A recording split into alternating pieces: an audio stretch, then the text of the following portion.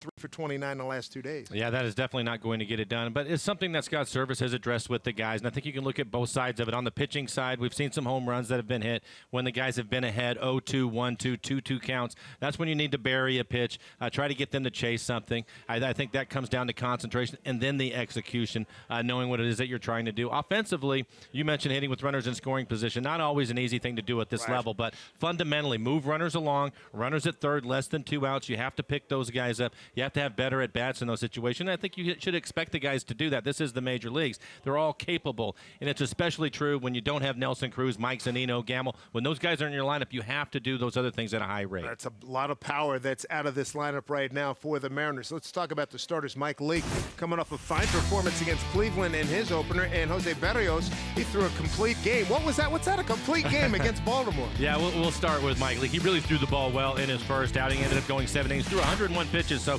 he's been stretched out. He's good to go. You can see just the 2 earned runs. 3 walks, a little unlike him. Typically, he throws a lot of strikes. His fastball at 90 miles an hour. You will see his cutter. He'll probably throw it quite a bit today, especially the left-handers trying to get it in on their hands on this cold day. And for Berrios, I think for him, fastball 94, 95 miles an hour. One of the best curveballs that you're going to see. You look at his numbers last year as you take a look at his first outing going the complete game, the 9 innings, just 3. He did not give up an earned run. But last year here in this ballpark, 9-1, ERA under 2.5, opponent's batting average just 199. So he likes this ballpark a lot. The guys will have their work cut out for him. There we go, game 2 of this 3-game set. There's a guy with a Cougar hat on. This cold weather not phasing him in the least. The Mariners and the Twins. Game 2 of this 3-game set. First pitch straight ahead.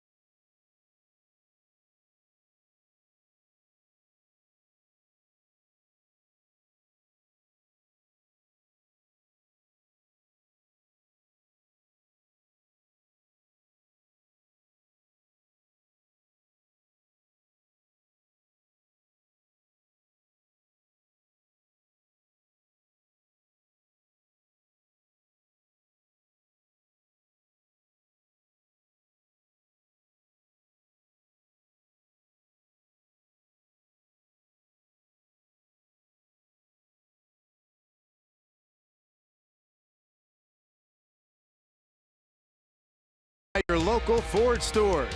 By Safeco Insurance, find a local agent at safeco.com. Do more. And by the Emerald Queen Casino, presenting the soulful R&B of Robin Thicke, April 14th. Tickets, get them at emeraldqueen.com. Cold day, but Hardy fans coming out to watch some baseball this afternoon here at Target Field in downtown Minneapolis. Let's send it down On the field, Brad Adams. Stay warm down there, buddy. Well, Dave, thank you. I know you guys are staying warm up there in the booth. It's not too bad on the field. 38 degrees was first pitch temperature on Thursday, game one. It's going to be a lot colder than that today, about 26. But right now, sun out, no wind. It feels actually okay. Kyle Seeger taking grounders before the game, shorts and a T-shirt. Pitching coach Mel Stoudemire walking around Minneapolis in a short sleeve shirt. The guy from Lewiston says this is fantastic weather, not cold at all. On the mound today, Mike Lee, used to pitching in cold weather. Sure, he pitched so well last year in Seattle. Great start to his season, last turn at home against Cleveland. And Mel Stoudemire, the pitching coach, talking about Leake, saying a lot to like about this guy, a throwback. And he tells us all about Mike Lee.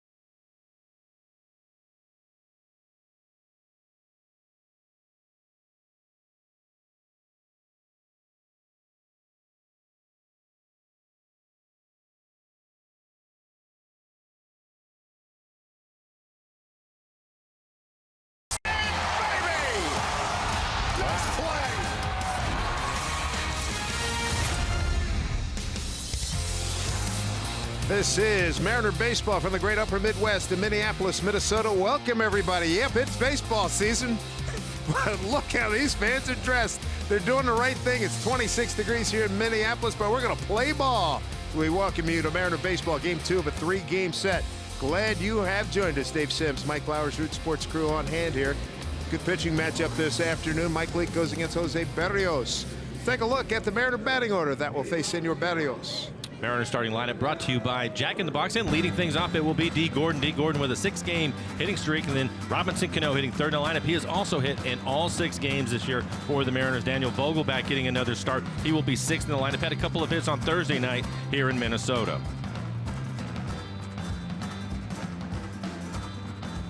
For Berrios, take a look at his numbers last year. 3.89 ERA, 139 strikeouts over 48 walks. Opponents hit 239. Gave up 15 home runs. There we go. First pitch. D. Gordon, who's all layered up, takes a first pitch strike. Adam Homari's got balls and strikes today. The chainsaw. Tom Hellion at first. Phil Cuzzy at second, and Dan Bellino at third. D puts it in play. Here's Dozier. Throws him out. All right, Mike, I got to ask you this question. At what point does Berrios relent and put on a long-sleeved undershirt? He's out there with the breath blowing and everything. Yeah, before the game, Bert Blyleven was talking about it, and apparently it doesn't bother him in the least, and I wouldn't be surprised if he stays out there the entire time. We'll see how long that's going to last. Again, he had a complete game in his first outing of the year, but it doesn't seem that the cold weather is bothering him right now. It's early. It's early, yes. It's early. As opposed to the mask that Segura has on. Yeah, right. Gene, 2 for 4 on Thursday. Off to a good start. 9 for 24. And early going. For Berrios, good fastball. His fastball 93 to 95 miles an hour. His best pitch will be his curveball, one of the best curveballs in the business, and he will throw it a lot, right around 30% of the time. He'll also mix in a changeup. So you're watching a pitcher in Major League Baseball, a breath, you can see it coming out of his mouth, and to give you an idea how cold it is. Bullpen situation, that pitch inside. The bullpen guys, both teams, will warm up underneath in the cages. It's that cold out there. They don't get any sun, and the wind current happens to bang in there pretty hard. So they're doing the right thing. 1-2 pitch.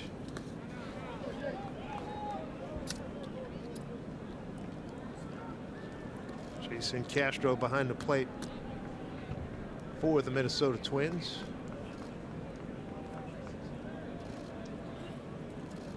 Twins 4-2 winners on Thursday. 2-2 pitch. Breaking ball, strike 3 called, 2 down. And that's the great curveball that I was talking about. His curveball around 81, 82 miles an hour. Excellent curveball. Take a look at the defense for the Twins. Byron Buxton, you can see him right there in center field. Covers a lot of ground, took away extra bases out in right center in the first game of this series. Eduardo Escobar, Brian Dozier will play up the middle for the Twins, and Jason Castro will do the catching this afternoon.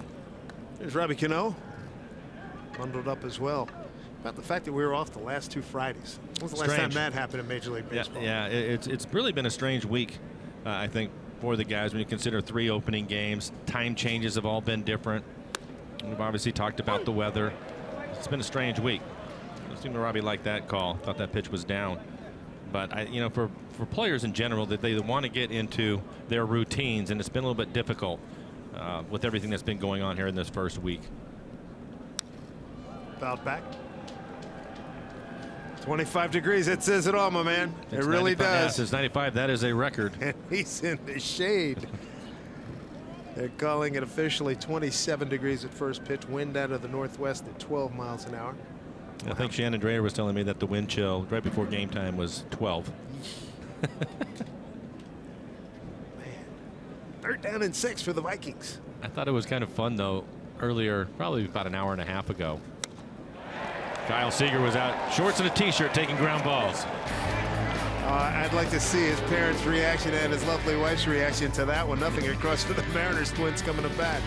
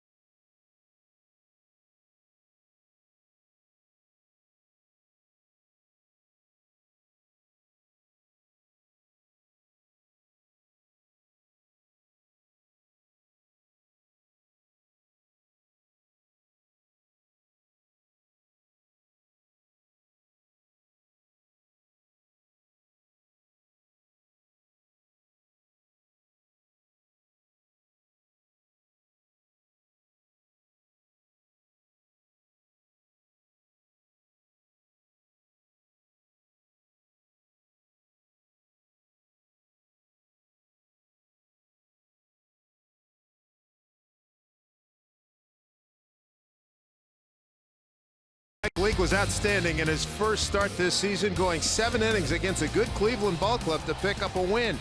This will be his 3rd career start against the Minnesota Twins. Here's a look at that lineup. Brian Dozier going to lead things off. 4 home runs already on the year, so you want to be careful with the leadoff hitter. Miguel Sano had a home run in Thursday night's game. He will hit 3rd in the lineup. And former Mariner Logan Morrison off to a slow start this year. He will bat 5th and be the DH. Dozier 1 for 4 on Thursday. A leadoff guy, he's showing a lot of popping. I liked the Mel Stoudemire Jr. comments about Leake in his conversation with Brad Adam. Mike's an old soul. I mean, he's got the mentality of a pitcher who pitched in the 60s and 70s. Give me the ball every 5 days. Let me go 7. Let me go 8. Well, I thought it was interesting at the end of spring training. He wanted to throw 100 pitches in spring so that he was ready to go at the start of the season. D. Gordon twisting and turning, going back, and he's under it, makes a catch, 1 out. And with that, in his first outing, he threw 101 pitches. We'll take a look at his numbers from last year with St. Louis and Seattle. 10-game winner last year, a 3.92 ERA. Threw 186 innings, had 130 strikeouts. Look at the defense for the Mariners. Ichiro will get the start in left field. Kyle Seager at third base. Ryan Healy over at first. And Mike Margima will do the catching this afternoon. We have to talk to number 15 about his pregame routine in the shorts. Well, when we were able to get it into town, I guess it was what about it was 2:10 a.m. at 17 degrees. And 17 degrees. And Kyle, we were all bundling up, and Kyle had a T-shirt on, and he tapped me on the shoulder. I turned around, and he says, "It's all in your mind, right?" So he was getting ready right off the plane. And then Kyle today was out taking ground balls. Here he is, shorts and a T-shirt, no problem with the weather at all. I like the attitude. I think his teammates may have been shaking their head a little bit, but oh, you know they were. He's 2 hits away from 1,000 yes, in his career. Is. Yes, he is. Joe Mauer 1 for 3 on Thursday. A career 2 for 6 against Mike Leake. For Mike, his average fastball 90 miles an hour. He'll have a cutter that'll be 87 to 88 miles an hour. Cano into the slide, the backhand, and a nice whip it throw, 2 down. But for Mike Leake, also slider, curveball, changeup.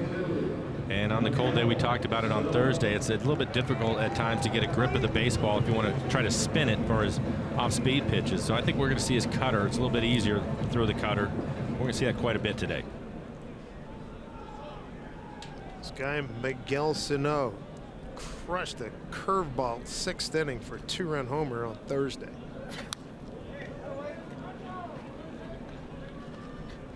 And that was off of Paxton. James was really pitching a nice ball game. Ended up throwing him a curveball, probably at the knees in the middle of the plate, and he just golfed it out to left. Knew it immediately. Just a matter of how far it would go.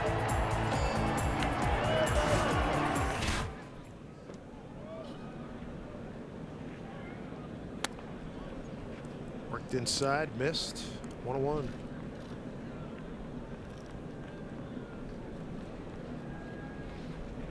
Two previous starts against Minnesota, no record of 6.75 ERA for Mike Leake.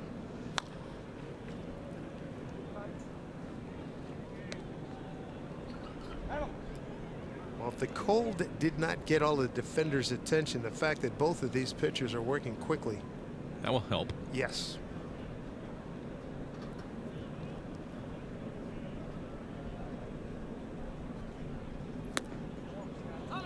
Check down Tom Hallion, did not go. Tom's bundled up as well.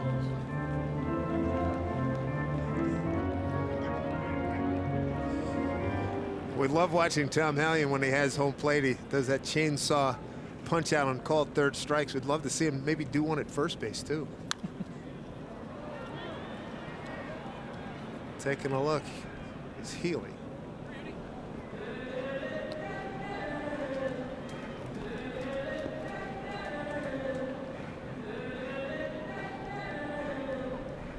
Go for the hoodie back in cold days during your time? No, I didn't. I think it was more, you can see the mask that these guys are wearing. Just something to cover up your mouth and your ears is good enough. It's tough to keep your hat on. Good point. You know? But hey, get an exercise. There you go. That's the way you do it. Yeah. Gene Absolutely. figured it out. There you go.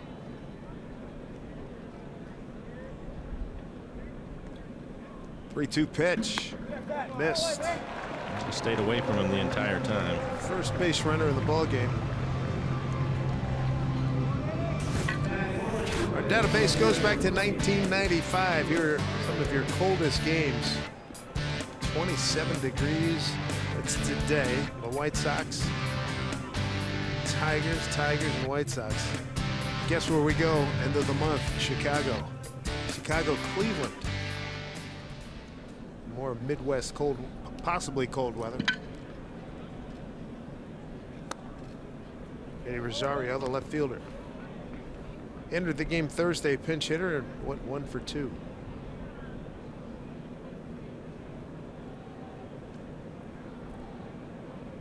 There's one hit, a home run to right field.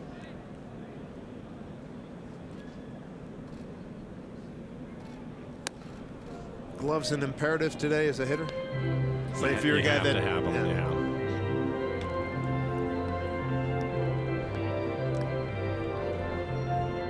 Actually make batting gloves for colder weather too. They're a lot thicker. Some of the guys will use those if they can still feel the bat handle. You know. I was going to say, how tactile are they? Yeah. Well, it just really depends on the player. It's just everybody's different. Some guys will just wear their regular gloves, and talked about it, have those warmers in their back pocket trying to keep their hands warm. Probably the most important thing for the position players.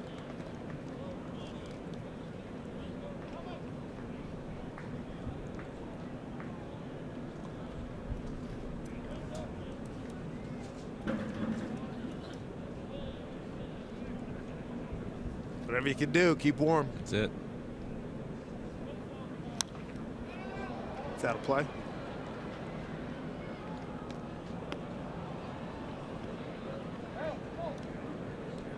Twins currently on top of the Central Division, 4-2. The White Sox 3-3. The Cleveland Indians 3-4. The Mariners right at 500. Angels and Houston both off to 6-2 starts. Off of Healy's glove. That's a fair ball. Can't find it. He doesn't know where it's at. Yeah. Both runners on the move, and the Twins are set up second and third. A hard hit smash by Eddie Rosario.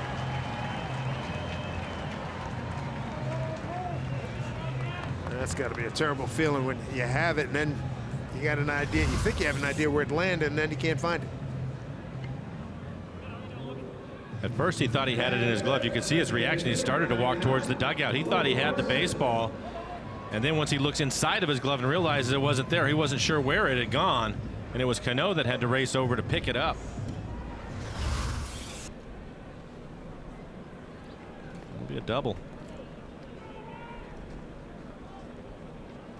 Getting round to third is Sano. Rosario at second brings up Logan Morrison, the former Mariner.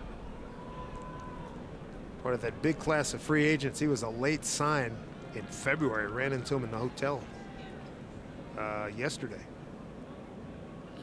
38 home runs last year for Tampa Bay.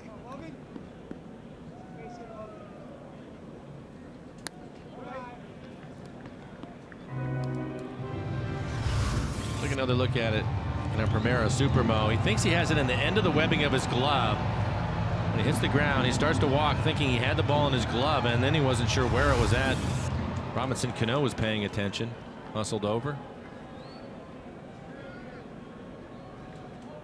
Marson's couple of years with the Mariners in 14 and 15 seasons. 28 home runs those 2 years. Boy, since then, Morrison went down to Tampa Bay in 2016 at 14 home runs and then a breakout year, career best 38 home runs, 85 runs batted in, hitting at 246.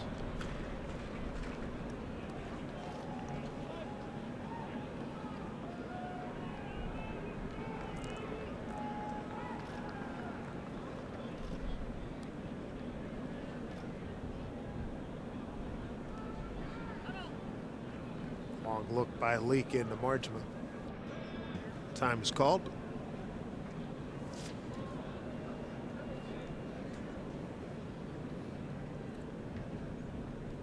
Mel Stoudemire Jr., bench coach Manny Acton. Still working to keep it warm. They're in the sun. Big swing and a miss. I always say that Morrison, for a big man, is the best first baseman at going back and getting those short pop flies like a tight end over the shoulder. Yeah, he's really good at it. Very good. Last pitch from Mike Leake was a cut fastball in off the plate, swing over the top of it, and see if Mike goes back there again. Pitch him inside. Oh, 2 strikes. Way upstairs. Throw a lot of pitches here in the first inning. See 23 pitches so far.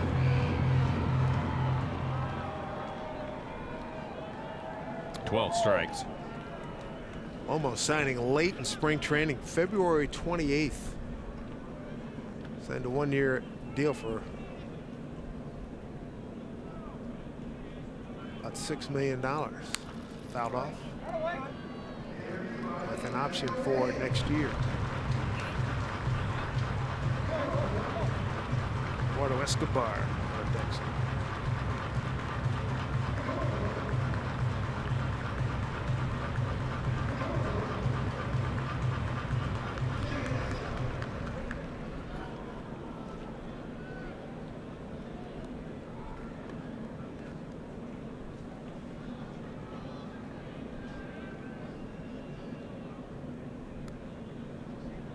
9th year in the league for Logan. Leake's got him at 2-2. Pitch.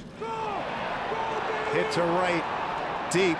Haniger jumps about a foot from the wall. Bounces into the wall. Makes the Kent side retired. Twins threaten. Don't score. Leave 2. A nice play by Haniger. Had it in his eyesight all the way. Second inning coming up.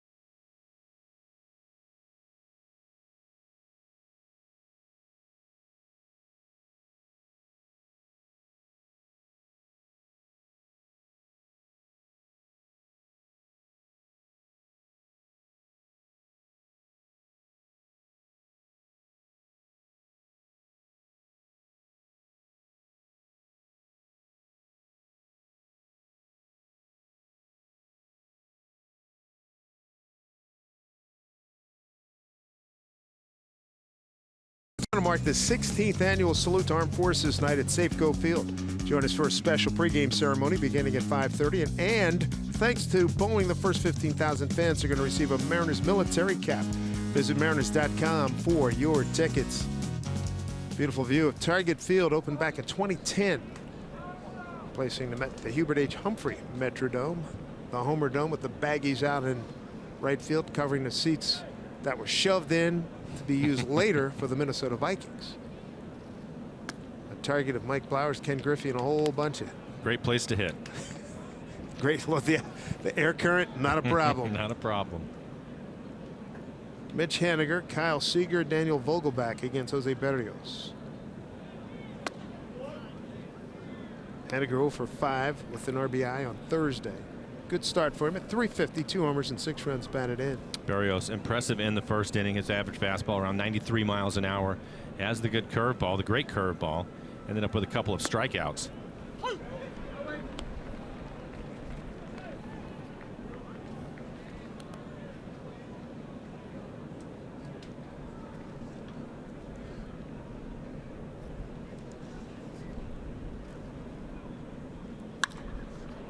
Center fielder Buxton is playing him perfectly. 1 out. Here comes old short sleeves himself, Kyle Seager. Shirts and t-shirts, as we showed you before the game. 2 hits away from 1,000 for his career. Slow start, 3 for 21. Just $143. That means he's got some heating up to do, and April's never been his good month. A lot of good stuff in front of him. And they have the shift on with Kyle hitting. One of the things that we saw from Kyle during the spring was hitting the ball up the middle the other way.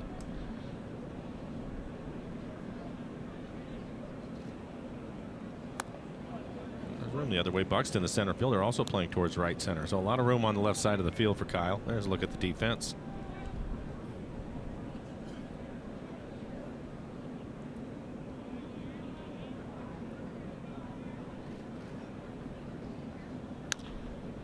Right to the second baseman. Dozier's there. 2 outs.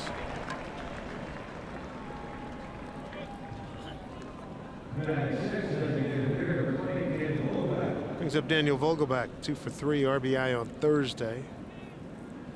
4 for 12 on the season with a double.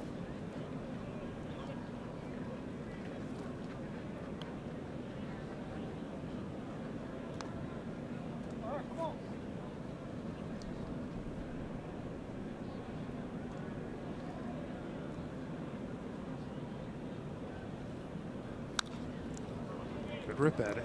It's been aggressive. I like it. Berrios, first 5 hitters, a lot of first pitch fastballs, so I'm just trying to take that away from him. Good aggressive swing.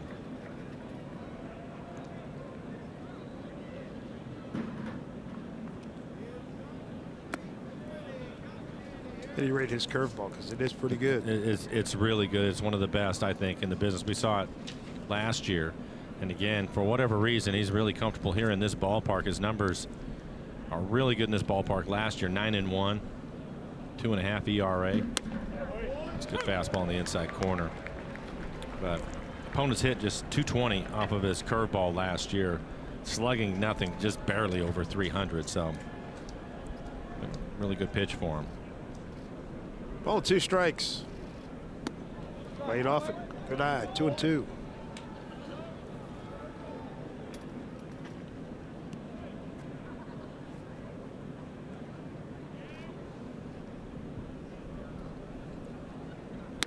Right down the pipe. See you later.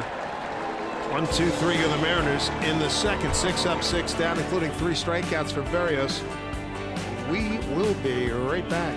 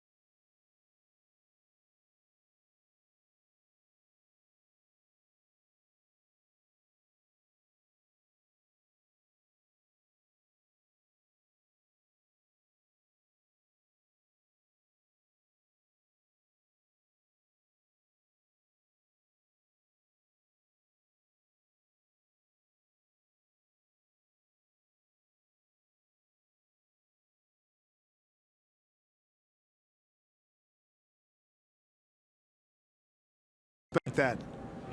27 degrees at first pitch. He was on top of the forecast. Eduardo Escobar, Max Kepler, Byron Buxton, 6, 7, and 8 here in the second inning against Mike Leake. We'll see if Mike can have a quicker inning. Had to throw 25 pitches in the first inning. Foul ball. Sitting here in the booth holding a baseball, and Mike, it's not like I'm throwing a baseball every day, but I'm thinking, wait a minute, 27 degrees? That's not a good feel. Yeah, and I would say it's cool in the booth. It's not as cold as it is down on the field. Haley got that one. One out. Time now for CenturyLink. What's next? We'll wrap up this series tomorrow here at Twins territory. Marco Gonzalez goes against Lance Lynn. He too, like Logan Morrison, a late free agent signee. That'll be the pitching matchup. And the weather forecast for tomorrow. Temperature of 30, snow due in on Sunday at noon. Next time we see the Twins, be a 3-game set in Seattle, late May, final weekend of May 25, 26, 27.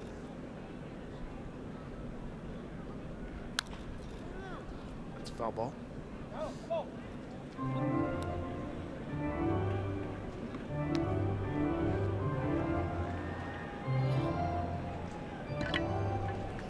Kepler 1 for 4 on Thursday, hitting a .286 coming into today's ball game.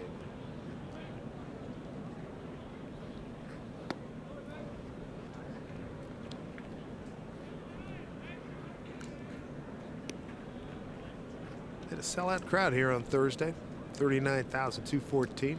Good sized crowd here today, especially good size when you consider the circumstances. Count goes to 2-2.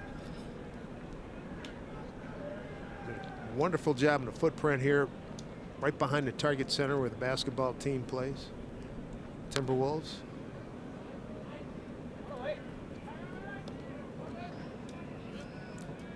There's the target center.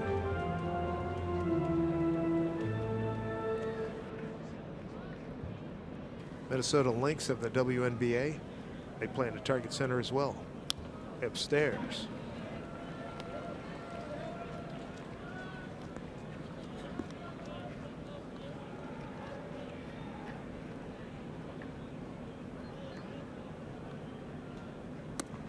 Lost the uncharacteristic second walk by Leake. We're talking about the start of the game. He had 3 walks in his first outing, which is unusual. He throws a lot of strikes.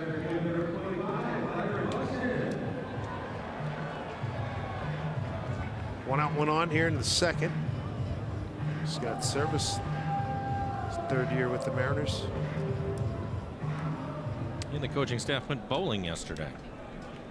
Good day for that, I would say. Heard it was an old school bowling alley. No electronic scorekeeping. You had to know how to keep scores, what I was told.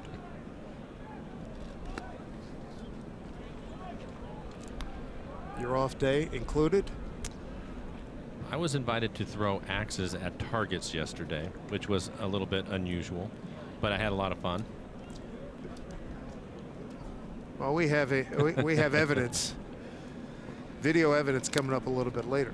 Okay, and for you now, we just saw the target center. Yep. You're very familiar with the target center at this point. A little bit too familiar, Mr. my Sims, man. And when we've talked a lot about guys in the DL, you're going to be going on the DL. Yep, going on the DL. Did a little ruptured left Achilles yesterday. Yeah.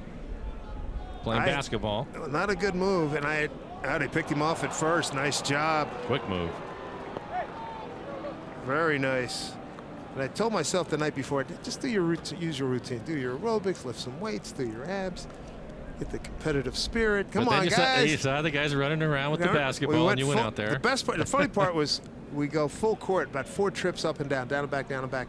Scott service, we look at him, he looks at me. We can't do this. Half court, good, yeah, better half idea. court. So we're good in that regard. I missed a couple shots. Aaron Goldsmith hit one from the top of the key wide open. We get the ball. I'm trying to go around Scott, do a dribble handoff, and all of a sudden I go down like a sniper hit me, and my left Achilles just went.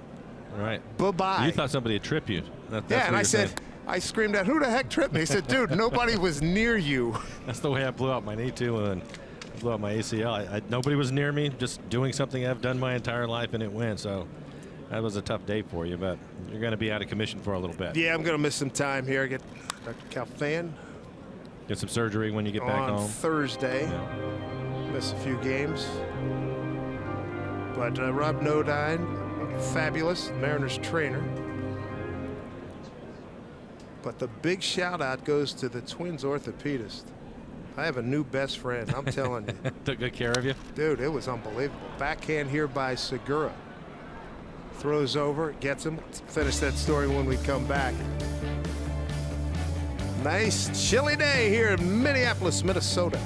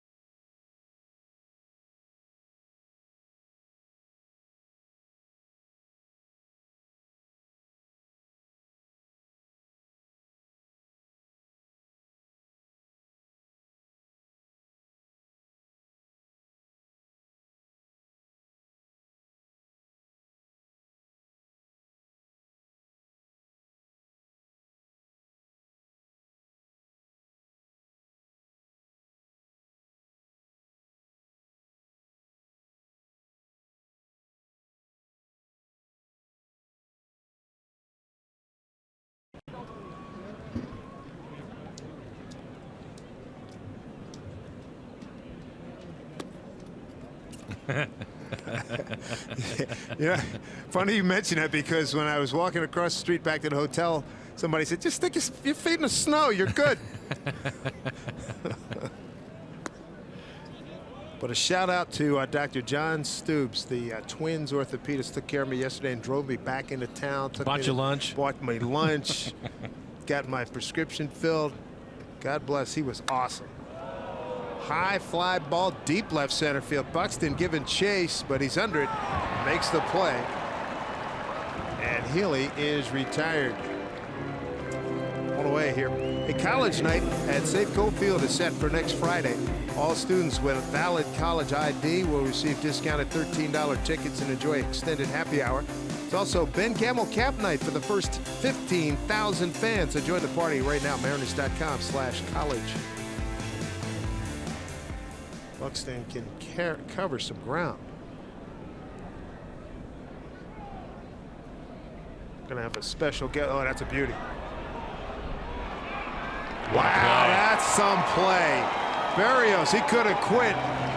He could have quit on it. He looked and, you know, let me throw it anyway. Good job.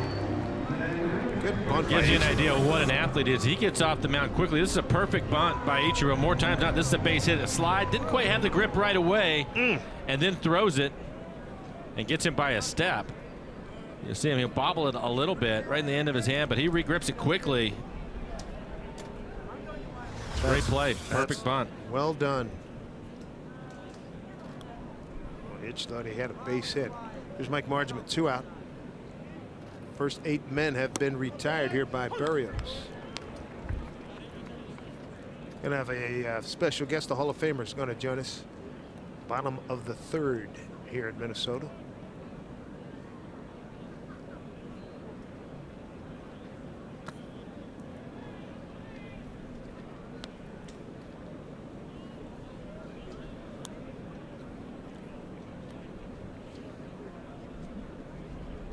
Barrios started the season with a complete game at Baltimore, a 7-0 win. First career complete game. His first time through the lineup. He has exceptional stuff today. His fastball 93 to 95. More importantly, he's able to locate it on both sides of the plate. He's been able to throw his curveball. Talking about it, sometimes in the cold weather it's difficult to spin the ball. It has not been an issue for him today. So ahead of margin by 1-2.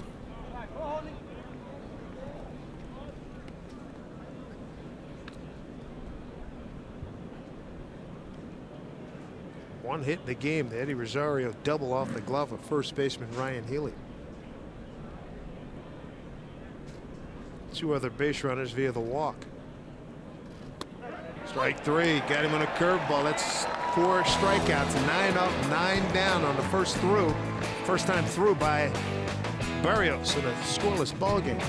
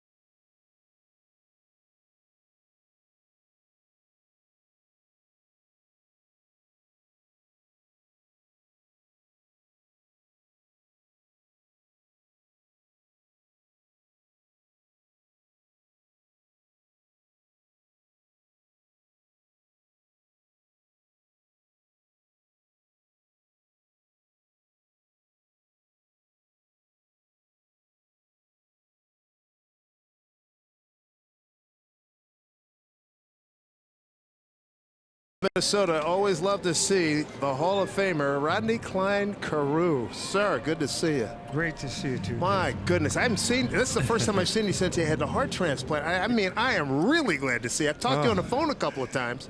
You know, I'm glad I'm still here watering the daisies. I'm not pushing them. Yeah. Man, oh man, it's so good to see. I'm so happy for you. And say hello to your wonderful wife, Rhonda. God, she has done such a spectacular job. Oh, unbelievable. You know, she's been with me throughout the whole journey and did a heck of a job. You got the heart transplant. How long ago was that now? Well, I hope when I was 20 years. No, I said, when did you get it? I got it last, a year ago this past December. Yeah, oh man.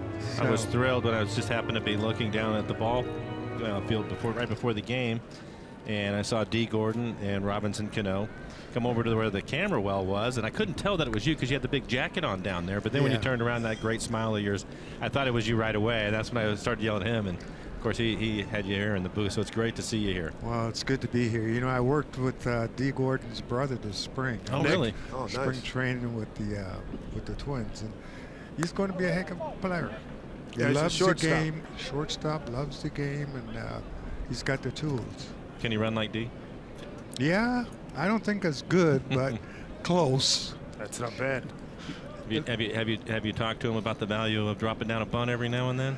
That's what we spent some time on this spring. You know, just taking advantage of the speed. You know, let your legs get you some base hits too, and not try and swing up at everything and strike out and walk back to the dugout. Yeah, I was thinking about that because actually in spring training this year, it was my first chance to see D play every day. And obviously he's in a different position, but he would practice on the backfield, dropping down bunts, and had the younger kids going with him all the time. So when I saw you guys down there, I thought about you and that whole scenario. But he works hard at it.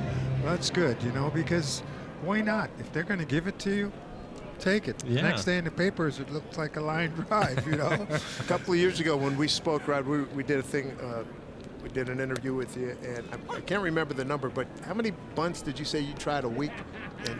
And over the season, you threw a number at me, and it was a pretty impressive number. I think I had close to 151 and 190 attempts. There you go. There you go. Ooh, nice play by Seager. And he throws out Dozier. Out of your 3,053 hit, actually he had more than that. Yeah, 3,053 hits. Yeah, you know, why not? Yeah, I ran good, but the third baseman gave it to me. I'm going to take it. If it was 2 strikes, all I had to do is see him move back a step or two, and I knew all I had to do is get the ball down on the ground and tell him to stick it in his pocket. I was in the media dining today. Did they ever get you? No. I would have been up on the grass. Then you could have just hit a line drive by me. But I was in the media dining today, and I saw the Sports Illustrated, and it was you and Ted Williams, and they were talking about hitting 477. You hit 388 that year, I believe, when you were the MVP. Yeah. When you were going through that, did the thought of 400 hit your mind? Was it something you were trying to do? No, I never thought about it. You know, I felt my job was to get base hits, as many base hits as I can during the game. So I never really thought about hitting 400. It was just something that happened. And people thought that I should have done it. I thought I should have done it too after, you know, I got so close. But, you know, they started making some plays on me and getting me out. You know, I used to see from the batter's box, just before the pitcher delivered the pitch, I would see the shortstop and the second baseman kind of spread a little bit, and then I would hit balls where they were, and it'd go through for hits. When it came to December, it was a different story because those same hits that I were getting, the guys were staying there and making good plays on them. They'll make adjustments, right? Yeah. Oh, yeah. You like going around teaching, don't you? I love it. I enjoy it. You know, I like talking to kids, whether it's baseball or playing the game or learning about the players and things like that. I really enjoy it. I imagine you enjoyed watching Ichiro in his career. Tried to bunt for a base hit his first time up today. Yeah, I saw that. And the kid made a heck of a play. Great I think play. if it was over a little bit more, he would have beat it out. He wouldn't have gotten him at first. But I was glad to see that, you know, because he's one of my favorite players too. Yeah. I can only imagine. Well, Mike and I have gotten a kick out of watching guys get bunts down, especially D, and that certainly has been a nice component to having this ball club. There's Robbie Cano. Hey, Rod, pleasure, man. Good to see you. Good to see you, buddy. Good Thank health. you. All the best to you. Take care of that. I'm going to, man. Yeah, I know. It's an We'll Achilles. let the cart him around for a little while. That'll be all right. We'll be right back.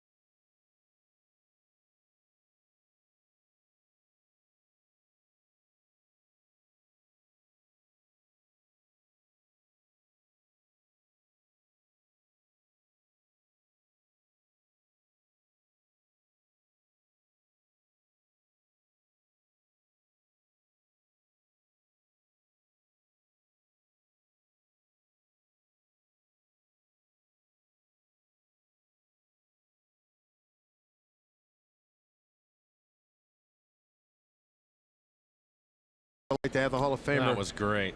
Rod Carew. I'm glad you saw him, and I'm glad I had his number. Yeah, that was terrific. He was up here with his roommate, the great Tony Oliva. Yes. And those two combined, they said they were room for 10 years. A lot of hits. You know how many hits? 4,970. Are you kidding me? And if Tony doesn't get hurt, he's in the Hall of Fame easily. The way he swung it back. Right. Man, he has a career 304 hitter. There's D. Gordon. This begins the second time through the order against Berrios. It was perfect the first time with 4 strikeouts and 3 of them looking.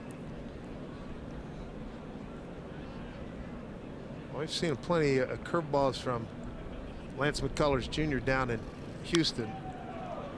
Shortstop going back, reaches up. That's Escobar to make the play. How do you compare the two curveballs, because both guys rely a lot on them. And I think for me they're similar too, but because they're more of the sweeping curveball going across the plate as opposed to the 12-6 curveball that we see so often.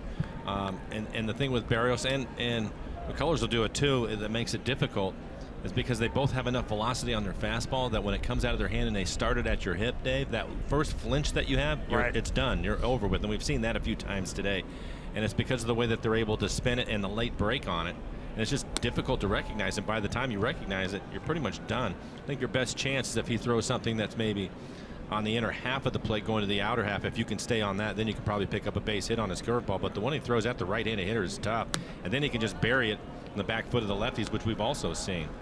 And you have to respect the velocity. That's a good fastball right there at 94 miles an hour. And Segura, one of the few hitters that have had a hitter's count 2-0. Fouled off. 2-1 to Gene, who struck out looking on a 2-2 pitch the first inning. Wow, going for his gusto. Cold outside, but not deterred at all. Give me the ice cream. Wonder if that's the first of several.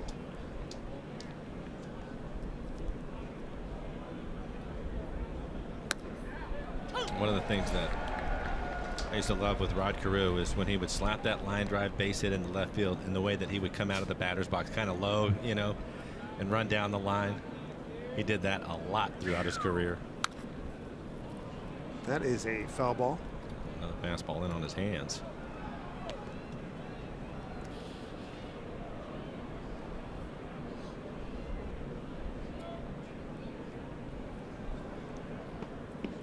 Gene, nice and bundled up today, as many of the players are.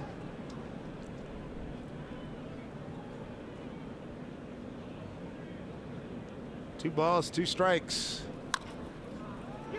A run like heck, Sano. And Gene's going to make the turn, and he's going to get the second.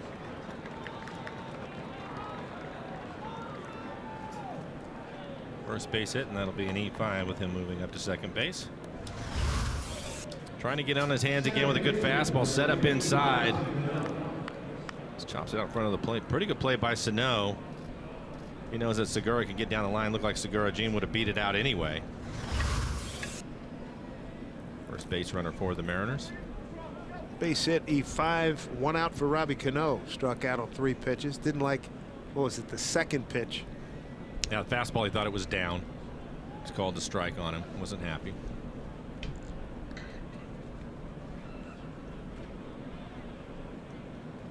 And D. Gordon starting today, both with 10 hits apiece.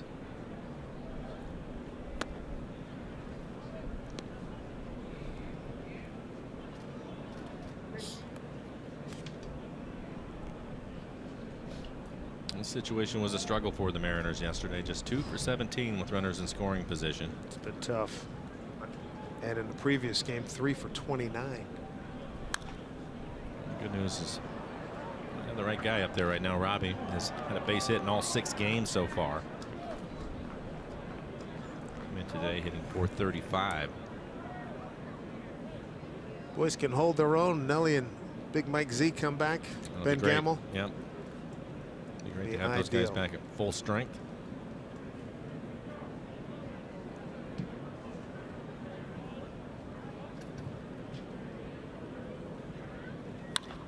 Robbie, base hit, right center field. Gene making a turn, getting a wave on. He's going to score, and it's 1-0 Mariners. RBI number 3 in the season for Robbie Cano. His 11th hit. The Mariners have the lead. I thought maybe they had the right guy at the plate again. Now extends his hitting streak to 7 games, and we'll take a look at it. Fastball, inside out swing. Drives it right back up the middle.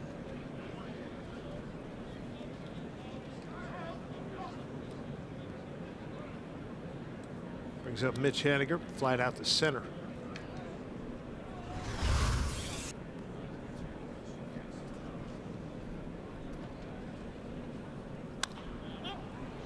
Popped it up. Going back is Dozier for out number 2. 2 down. I'll bring up Kyle Seager. Built for Baseball, presented by T-Mobile, the best network for streaming baseball, because your stadium should be where you make it. 2 outs, a run in, a runner on. Brings up Kyle Seager. Bounced out to second. His career batting average in the month of April, 243. In May, 287. July, 299. His 2 best months. And then for home runs, in August, he's hit a total of 30 home runs. In September, a total of 30 home runs.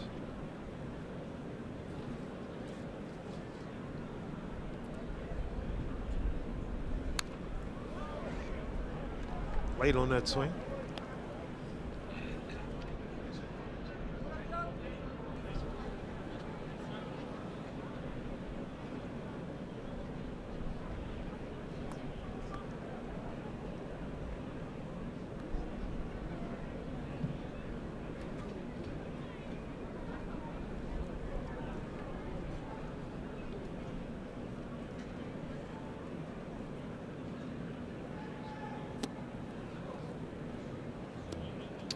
The numbers for Kyle, and I think sometimes for Kyle, he's always trying to improve, and he'll go into the winter with something that he's going to try to make a change to, so that he becomes a better player, which is a great thing. And he's had a terrific career. We talked about it. A couple hits, and he'll have 1,000 hits in his career. But maybe because of that, the first couple of weeks of the season, now you're facing live pitching guys that are trying to get you out. You're still trying to figure all those things out that you were working on over the course of the winter, and it's not just quite there, and it takes some at-bats in season to get him to where he wants to be. This year, we've talked about it a little bit, but I've noticed with his hands, he's got a little bit of that hitch going with his hands. And it's not bad if it's small, which it is for Kyle for the most part, but there's some timing involved with that. And, you know, the foot. Yeah, you have to be a little patient with that.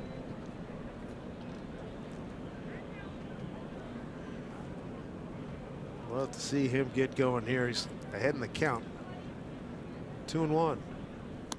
You can see it right there with his hands. He has a little bit of hand movement, which isn't bad. Get some rhythm and some timing with it, and he'll drop him as long as that hitch doesn't get too big for him. He's going to be fine.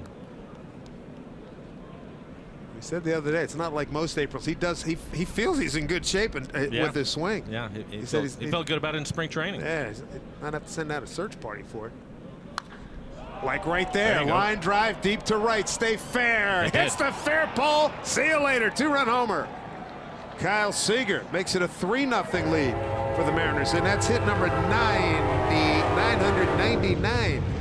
One away from 1,000. Picks up a couple of RBIs. That'll make you feel a little bit better about things. Gives him 4 RBIs on the season. Big 2-out, 2-run homer. And he turns on it. It was just a matter whether it was going to stay fair. That's a fastball, probably middle in, knee high, and he drops the barrel on it. Screaming line drive. It hit the netting. See it right there on the foul pole.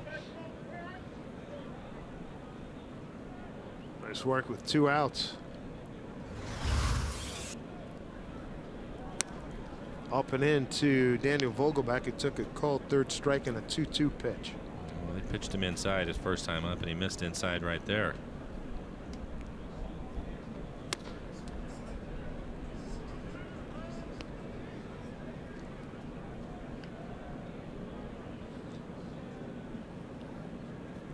What do you figure, he comes out in short T-shirts again tomorrow? I wouldn't be surprised.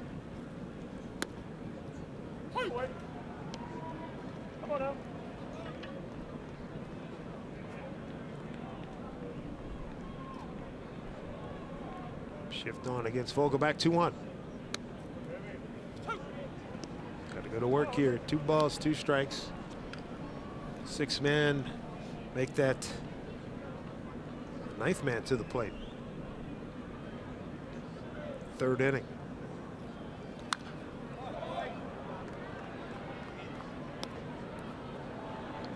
Nice clean catch by a fan.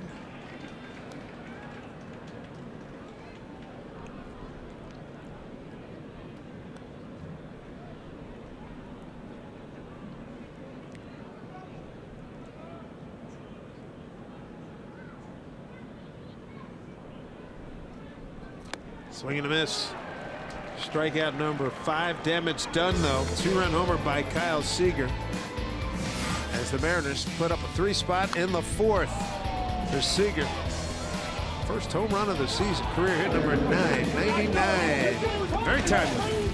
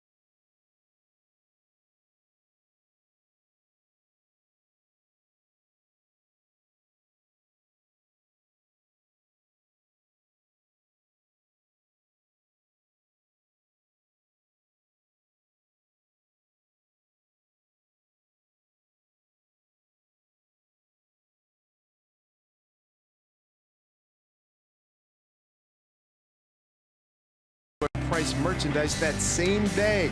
So visit one of the 5 Mariner team store locations to secure both your tickets and your savings on Mariners gear.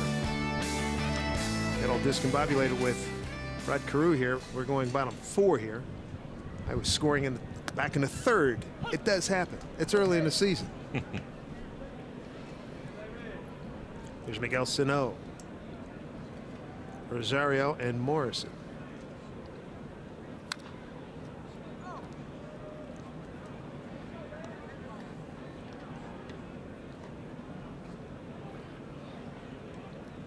And Mike seems to be settling into it. Through 25 pitches to get through the first inning. Had a couple of runners on, was able to get out of the inning. But has faced the minimum over the last 2, so more strikes from him, quality strikes, which is what he wants to create some sort of contact early in counts. So he can possibly get deep into the ball game. 1-2 pitch. Upstairs.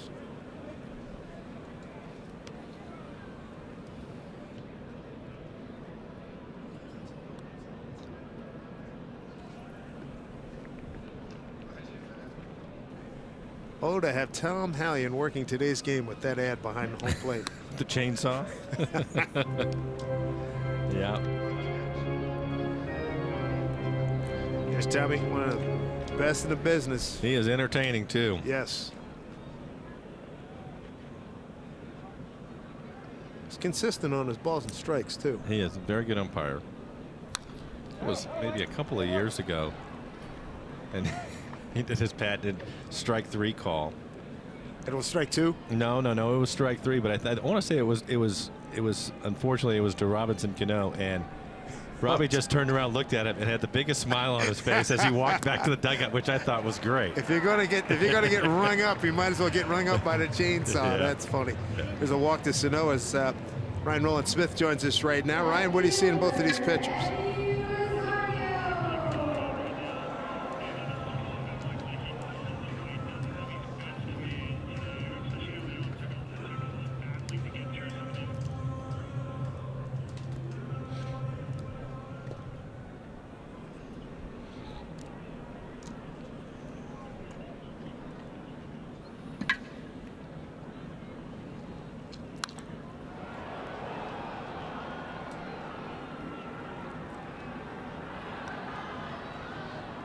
Ryan, when you watch him, and I was watching him in the first inning, and I mentioned it, he had to throw a lot of pitches and didn't seem as sharp as you want. Is there anything in particular you're seeing when he's in that mode? Because obviously he's throwing the baseball extremely well now. But is there something maybe at the start that he isn't doing that's causing that?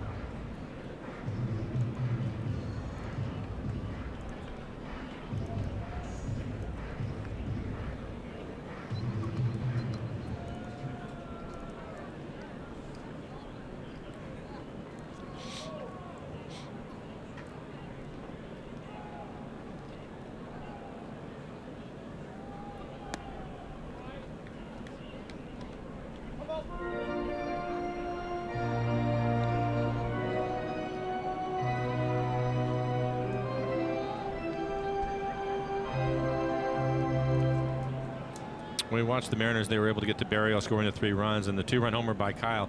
But what I want to ask you, Ryan, is what are your thoughts as far as his curveball goes and how it rates?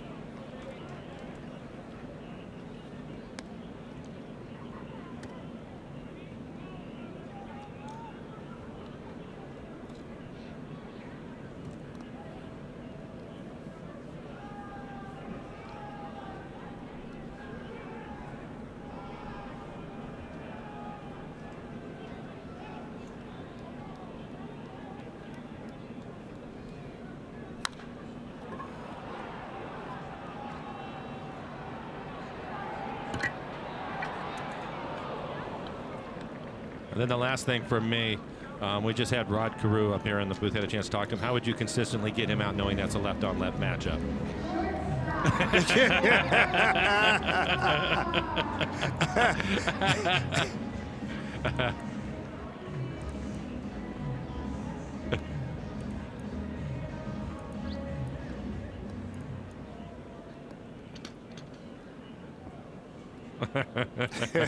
Glad that wasn't in your scouting report, my man.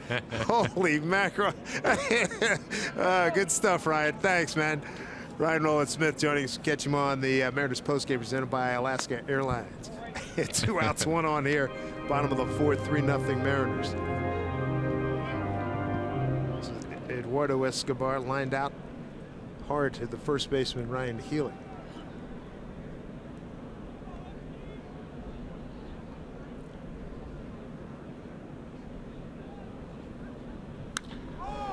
Solidly stroked, but right to Mitch Haniger. No runs, no hits, no errors, and a man left. Mike Leake of the Mariners to the 5th with the lead at 3-0.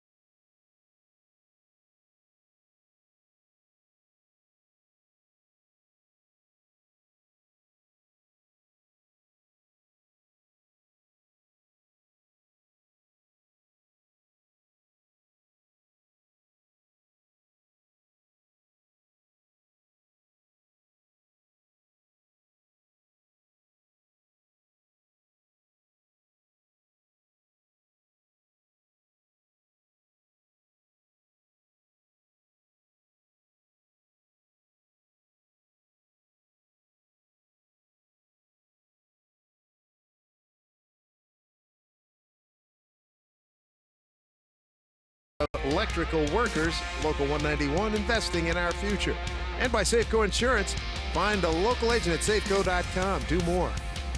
Little Our Gang action there. The guy on the right probably, I wonder if he's related to Scott Service, because Scott's the only other Packer fan probably in this building along with that kid. Yeah, he's probably right about that. Ryan Healy going to lead things off. Ryan gave it a pretty good ride his first time up, hit it out to left center field right in front of the 411 mark. Buxton was able to run it down. Mariners' fourth inning runs, RBI single by Cano and a 2-run homer by Seager.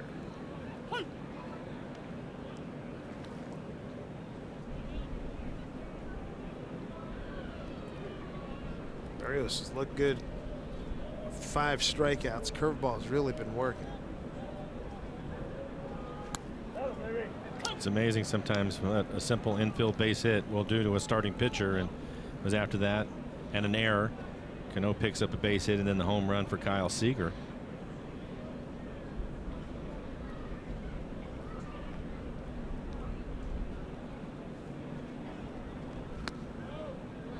Two and two. And a sound sweeping curveball, that particular one.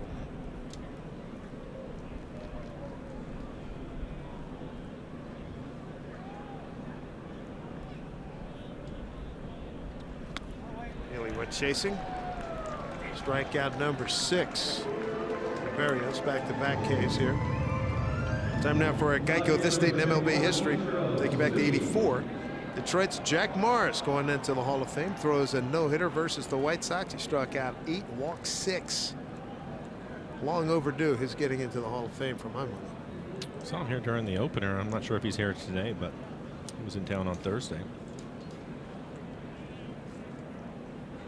Wasn't it a couple of years ago he was doing TV for this club and for Toronto? And, yeah, I think you're right about that. Hey, Jack, what are you doing here? Busy. Yeah. Ichiro laid down a gorgeous bunt, and a better play was made by Barrios on the third base line. This one served right in front of the left fielder for a base hit. 4th hit of the season for Ichiro.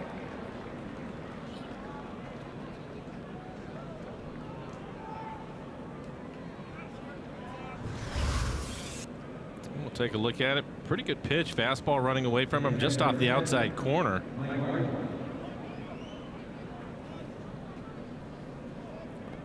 About Rod Carew, and that's classic right there. Oh yeah. He said it smiling. Rod said, Ichiro, one of my favorite players. I wonder why. Yeah, exactly.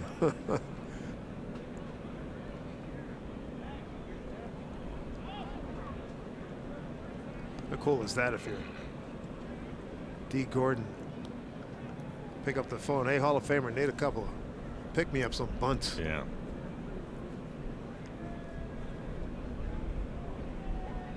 It was nice hearing a scouting report on his brother Nick. He's with the Twins organization, a #1 pick a few years ago.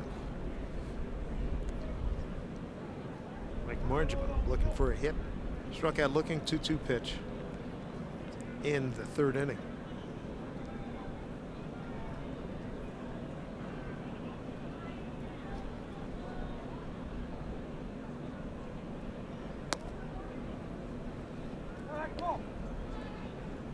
Good situation here for Margima. Barrios in this 28 degrees, still going with the short sleeve undershirt.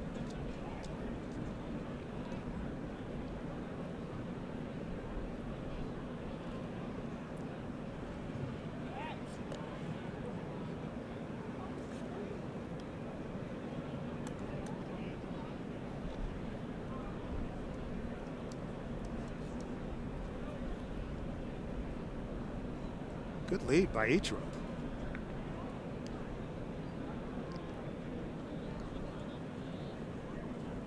Hit hard. Mike Margima. There it is. Base hit, his 2nd of the season. Ichiro will motor to 3rd. Margima with a 1-out double. Well struck by Mike.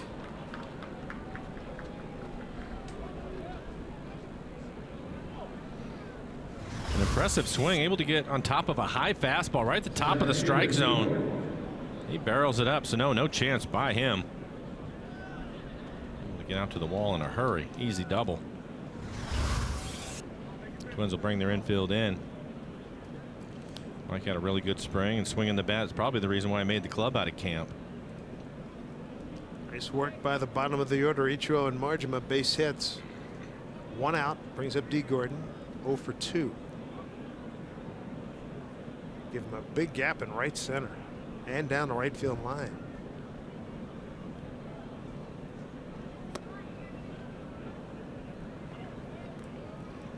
There's the deployment. Rosario, the left fielder, Buxton in center, and Max Kepler in right.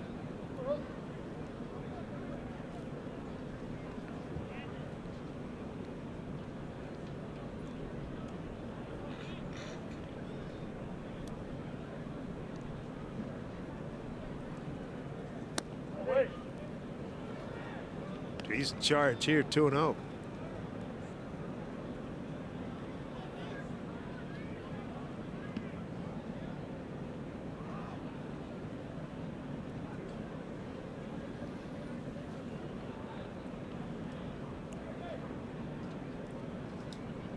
He's taking his time.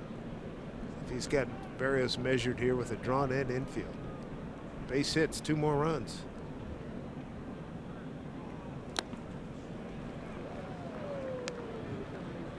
Tip into the glove, Castro.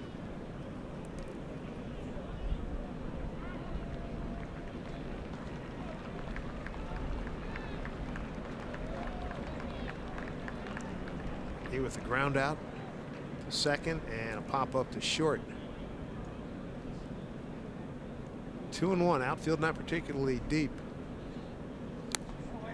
2-2. Well, these are the situations we were talking about. You have 1 out runner at third. To pick these runners up, especially with the Mariners missing Nelson Cruz and Mike Zunino. Ben Gamble, those guys aren't available to him at this point, so the little things matter.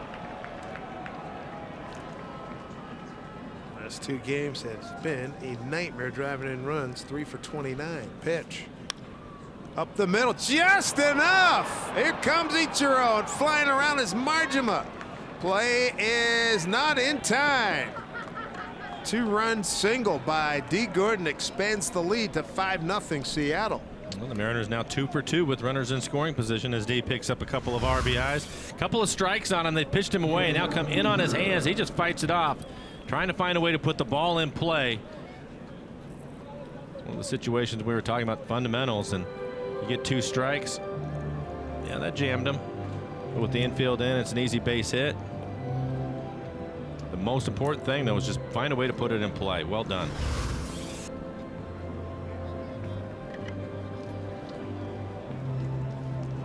Real nice job by D.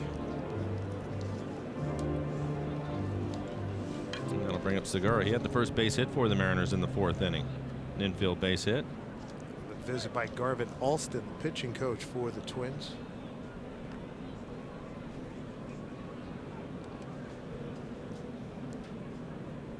Their hitting coach, James Rouse, very highly regarded. I've seen some articles where they said he's the next big young managerial candidate. Segura with the man at first. Makes a strike. 1 for 2 day for Gene.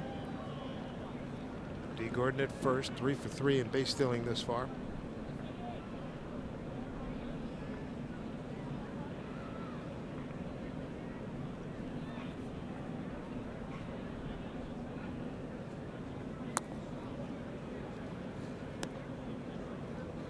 One to Gene. 4th inning, Mariners got 3 runs, RBI single Cano, then a 2-run homer by Seager. First home run of the season for Kyle and hit number 999. And off the pole in right field, D back safely.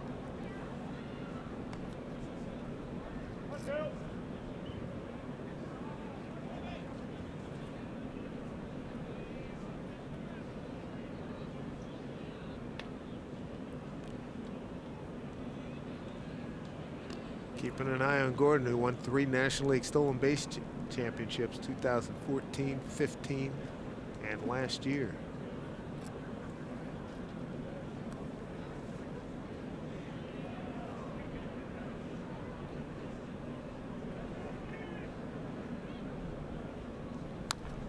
Out back. He can get to that pitch. It's just remarkable. And we We've seen him keep it fair and hit it hard right down the line or to the gap. Both lines, too. It really doesn't matter. It comes down to his timing, but he'll find a way to get the barrel to it. Barrios now with 73 pitches, 45 strikes overall.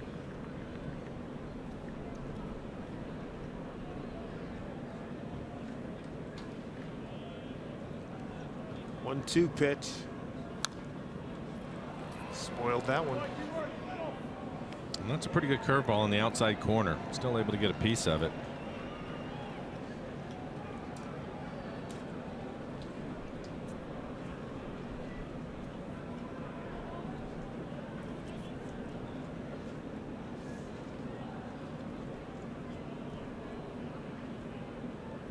Infield straight up. They do leave a hole right side. Let's see if Gene can exploit it.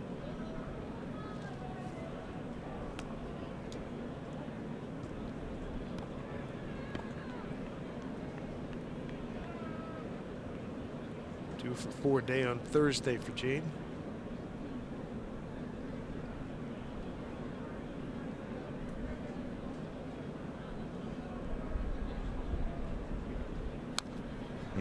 Right at him too, right? And that's the curveball that I was talking about earlier. That starts at his hip. Yeah. It ends up in the middle of the plate. Now, most of the hitters we've seen this afternoon, right-handed hitters, they flinch just a little bit. You can't help it. And Gene actually does that too, but still able to get a piece of it and foul it off when most guys would just have to take that pitch. See what he's making this kid work.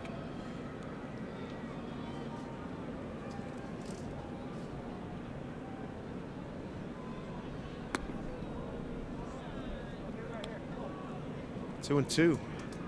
Big pitch number 7 coming up. Robbie Cano on deck.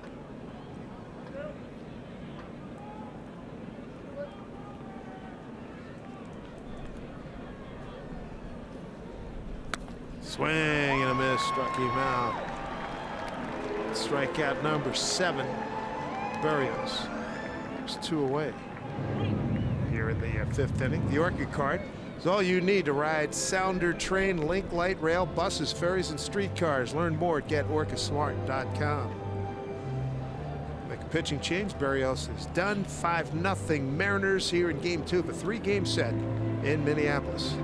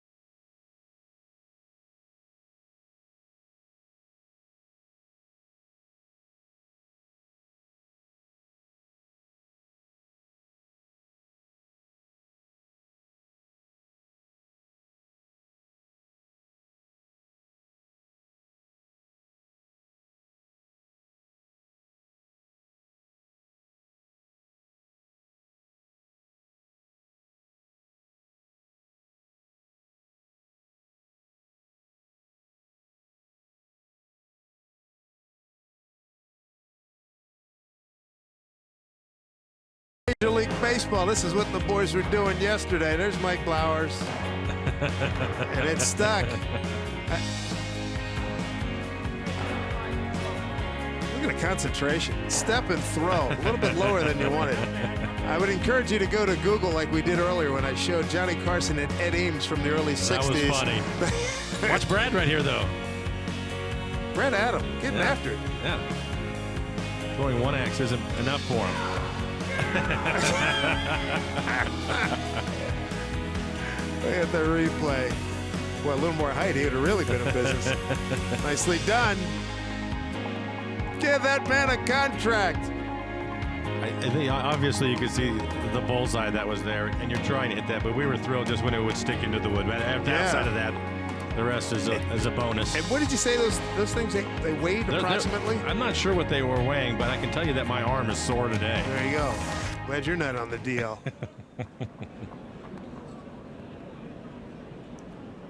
Batters Robbie Cano. They wanted to bring in a left-hander. They go to Gabriel Moya. Robbie with a big spot. 4th inning, RBI single to right. And he scored on a 2-run homer by Kyle Seager. It's a busy day for everybody. We had basketball, bowling, axe throwing, and with they were trying to find a place to go get some curling done too.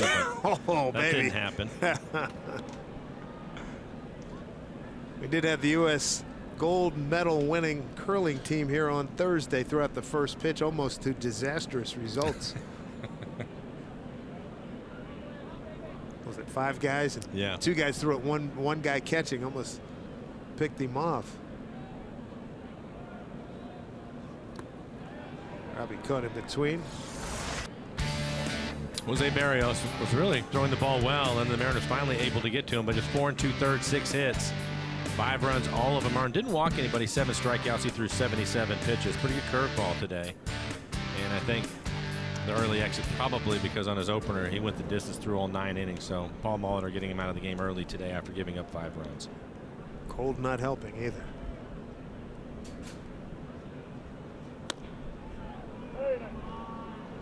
There's one herky-jerky motion from Gabriel Moya. Or Moya. See what he did last year. Just 7 games for him. 6 1/3. He had 5 strikeouts, a couple of walks. Fastball right around 91 miles an hour. Changeup and a slider. 23-year-old from Venezuela.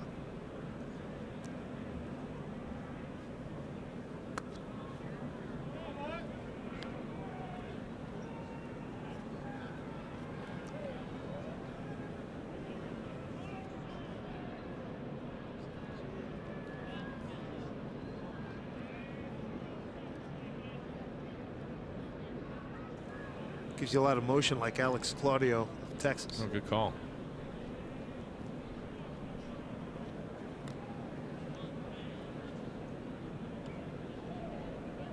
Some of my basketball friends would say he couldn't bust a grape, but he gets people out.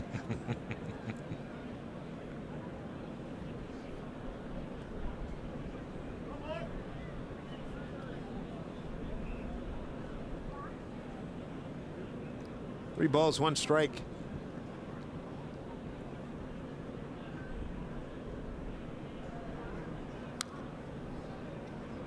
And 2.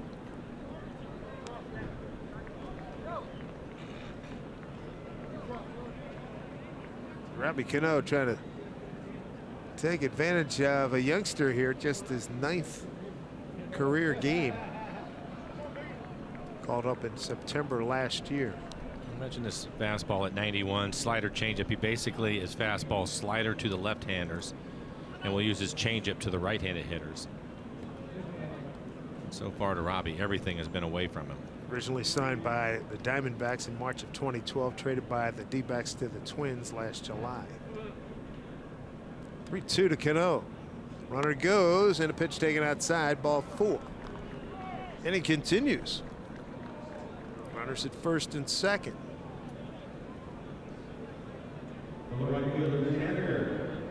Mitch Haniger comes to the plate, 0 for 2, fly to center field and a pop out to second base. D. Gordon in this inning.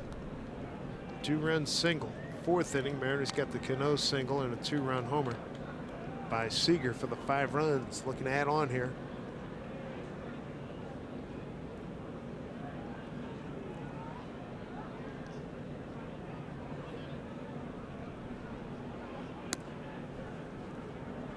Ball 1 to Mitch.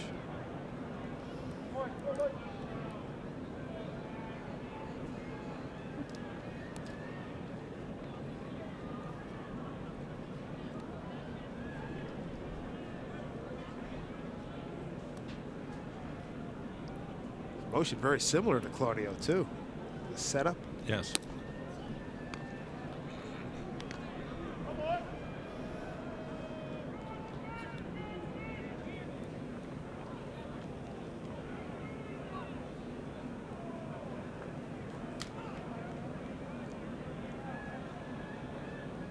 Couple runs out there for Haniger. Good count, 2-0.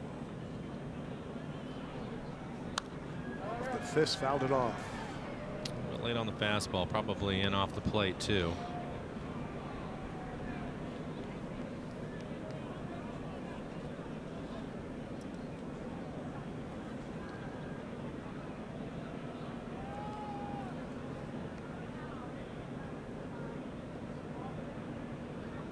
Expecting Mitch to pull 3 defenders in the infield left side. 2-1. 2 balls, 2 strikes.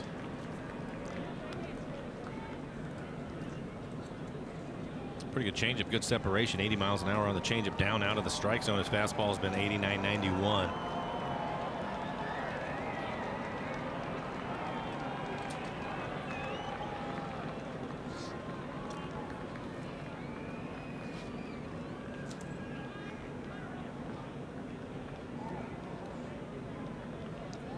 Two to Haniger with 2 on. Popped it up. Playable. Joe Mauer coming down the line. Stayed with it. Mariners get a couple runs. D. Gordon coming through. Mariners lead out to 5-0.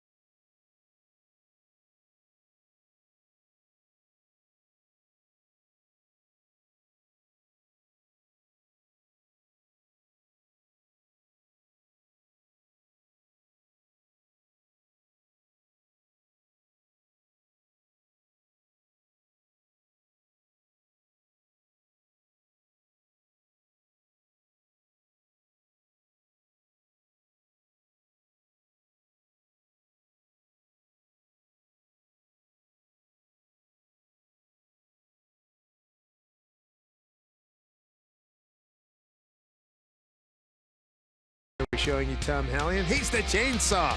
Be ringing him up tomorrow. Called strikes. As entertaining as anybody on the circuit. 5-0 Mariners here.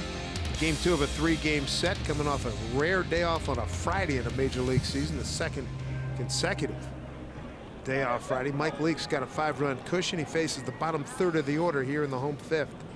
Kepler, Buxton, and Castro. You know, it didn't take him long. He had to throw 25 pitches in the first inning, 65 at the start of this inning, so his pitch count in much better shape now.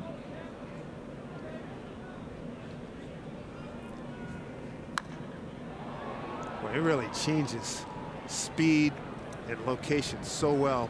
Threw his timing off on Kepler. 1 away. You're absolutely right about that. And look at his overall stuff. His fastball is right around 90. Again, he has the cutter, the slider, which he likes to throw. Mix in a changeup and a curveball to go with it, but also work both sides of the plate at times. Will elevate his fastball when he needs to change your eye level. But for the most part, he wants you to make contact early, and there's all those just borderline pitches that gets these guys to swing at him. Works the quadrants really well. Yeah. A lot of weak contact. Here's Buxton grounded out to Segura at shortstop. 1-1.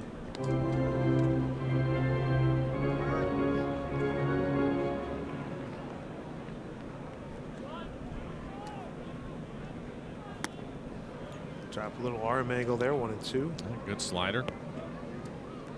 Again, just borderline, just below the strike zone, towards the outside corner.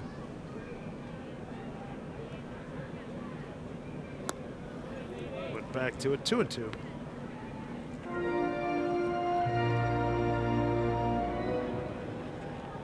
Mike coming over from the Cardinals last September, went 3-1 for the Mariners in that final month of the season.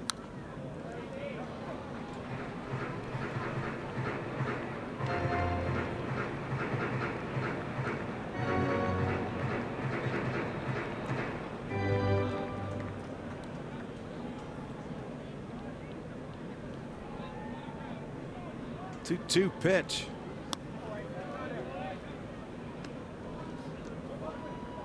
Jason Castro's on deck.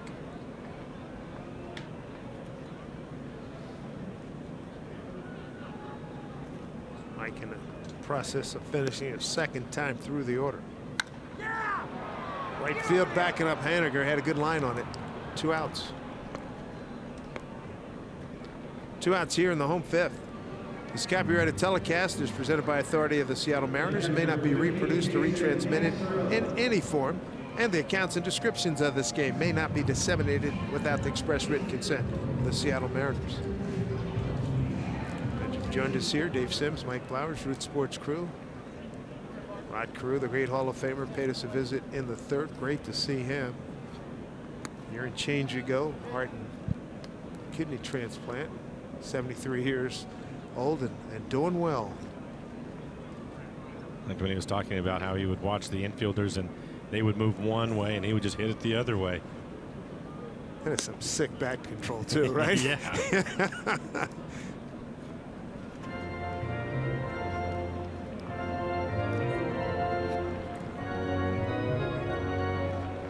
I know for me growing up in a National League city, I knew every year when he was playing, you'd always see him in the All-Star game. That's for darn sure.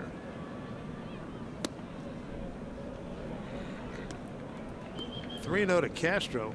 Catcher batting in the 9-hole, 2 out, nobody on here in the fifth.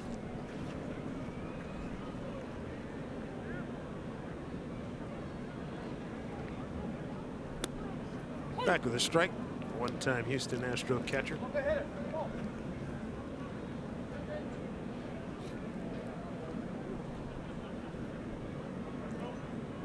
Cano out in short right field for Castro. 3-1 pitch. Lost it, 4th walk. Issued by Mike Leake. That's not what he had in mind. 9-hole hitter with 2 outs, nobody on, and a 5-0 lead. He will not be happy about that at all. Not what it's like to see the 4 walks, especially to hitters hit the bottom towards the part of the lineup. Castro 1 for 15 out of the gate. And he has a nice lead. He doesn't want to put runners on. Now this guy who's a home run threat, Brian Dozier. 0 for 2, fly to center, ground out to third.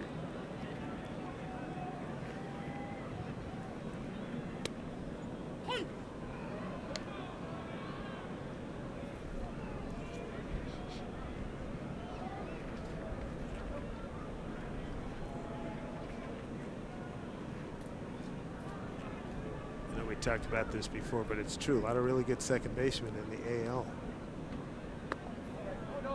Tuve, Cano, this guy. Yeah.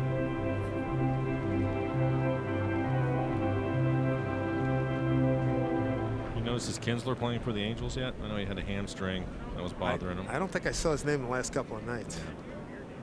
He won a wild one last night, 13-9. Ground ball to Seager. Goes to Cano. That'll do it for the Twins in the fifth. No runs, no hits, no errors, and a man left. 5 complete. Here in Minneapolis, Mike Leake and the Mariners.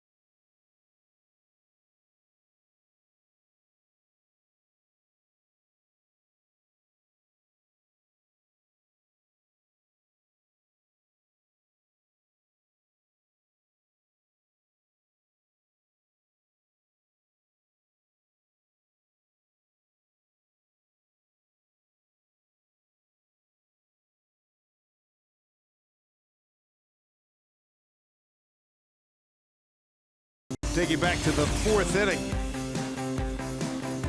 And Kyle Seager had a full count, and he unloaded, went down and got it, hit it off the pole. A 2-run homer.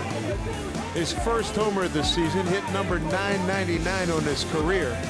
Part of a 3-run inning for the Mariners. They took a late 3-0, added to it in the 5th on a D. Gordon 2-run single. Seager, Vogelback, and Healy here in the 6th. Gabriel Moya is still in there.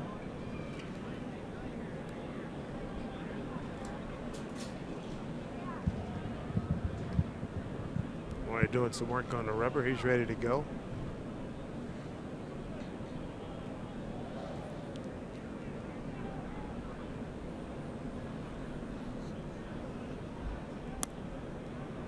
Worked inside, got a strike. Moya came on in relief of Jose Berrios, the starter. Gave up a walk and got a foul out to end the 5th inning.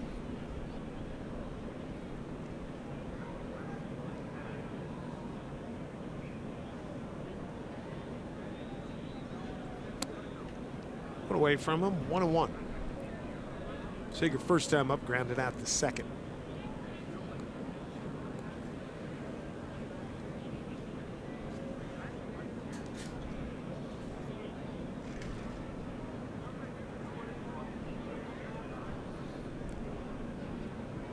As per usual, they put the shift on against Kyle.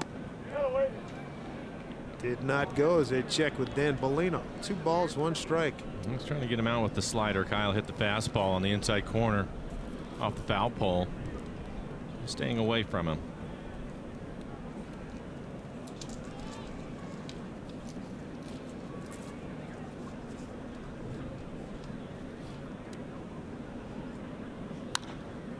Get it right to the second baseman, Brian Dozier. Takes his time, throws him out, 1 away. Let's check in with Jen Mueller.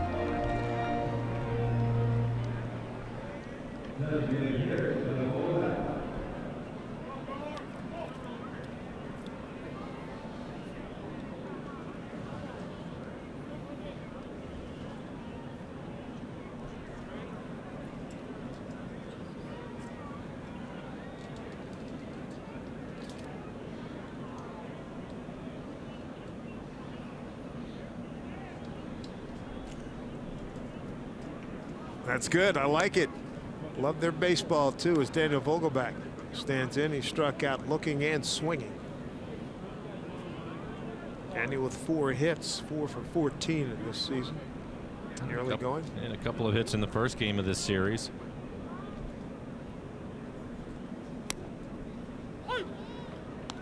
One.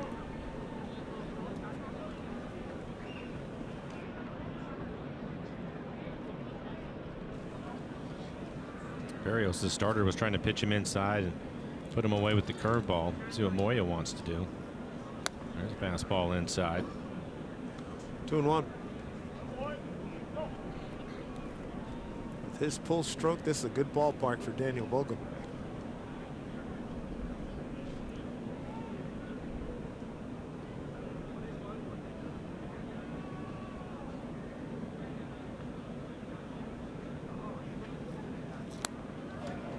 Gives you all that motion, pulls a string, 2-2. Moya, watch Moya. At some point this season, we'll do a side-by-side, he and Alex Claudio of the Rangers. So similar. This guy's a little bit chunkier in his build. Claudio a little taller, leaner. Very similar.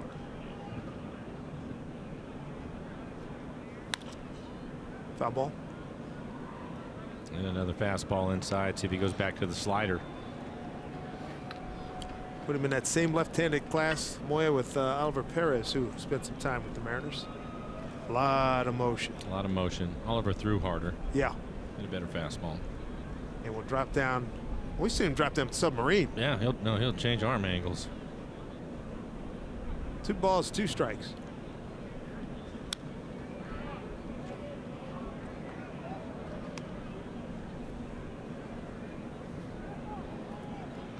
Mariners wrap up the series, snow permitting, tomorrow.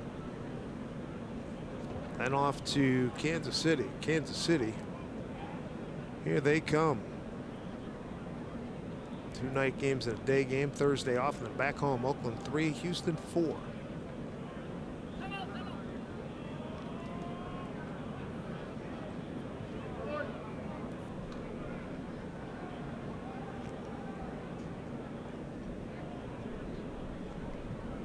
They overcrowd the right side of the infield against Vogelbach.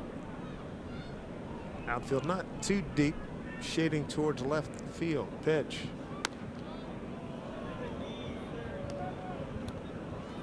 Heck of a take, wasn't it? Pretty close. Borderline down, definitely on the corner. Ryan Healy waiting on deck.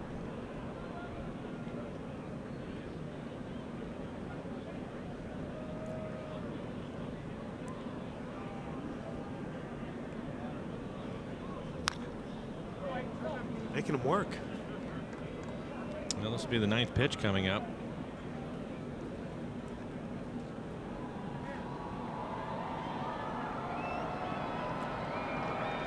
Healy to follow. And tomorrow we got Marco Gonzalez on the mound for the Mariners. Paul Molitor, Hall of Famer. Great hitter in Milwaukee, Minnesota, and Toronto. Swing and a miss. Vogelbach's cage for the 3rd time, 2nd time swinging. 2 outs. He had a couple of fastballs to hit, missed them, fouled them off, and Moya went back to the breaking ball to put him away.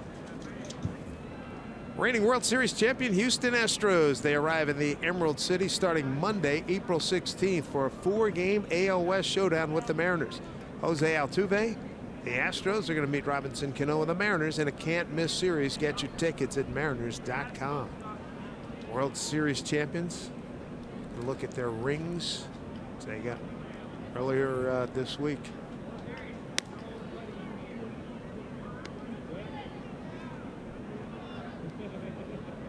Healy fly to center and a strikeout.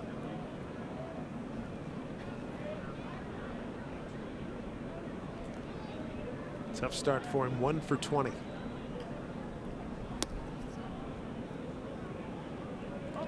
Go to work here. 2-0. Hopefully he'll get a fastball, something out over the plate.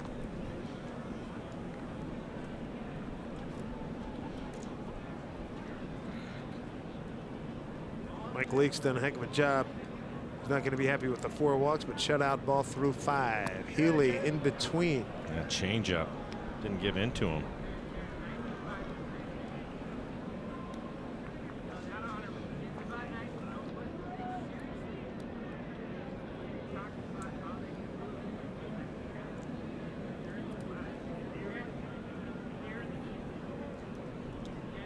Two-one pitch here.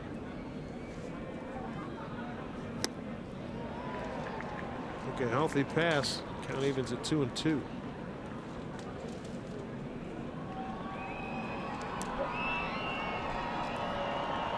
It's the 9th appearance in the big leagues by this young man. 2nd this year, 7 last year with the Twins. Gabriel Moya.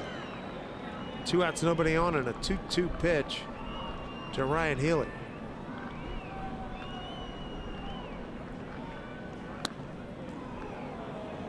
Full count.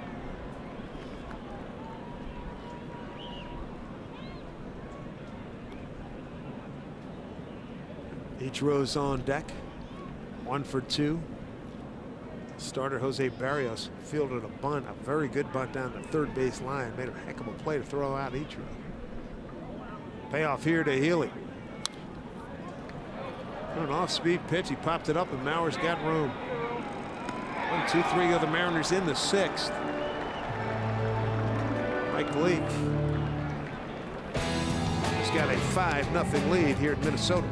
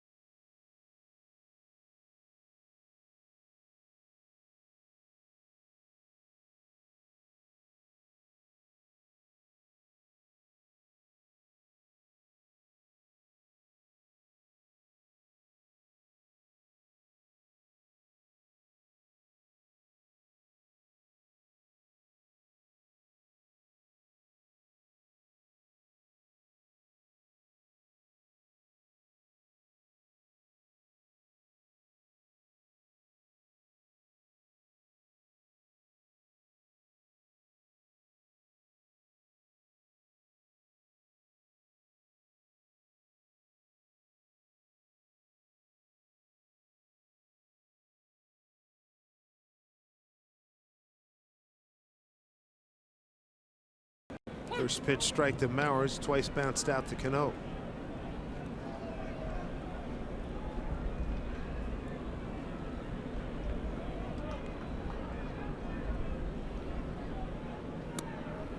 Going right after him. He's dialed in now. Again, struggled through the first inning, had to throw 25 pitches. And must be warmer significantly warmer in the bullpen. They got some sun out there. Both teams, both units out there. That's good to see. They were warming up in the cages. Ryan Presley, the right-hander, getting loose for the Twins. And for Mike now at 85 pitches, this will probably be his last inning.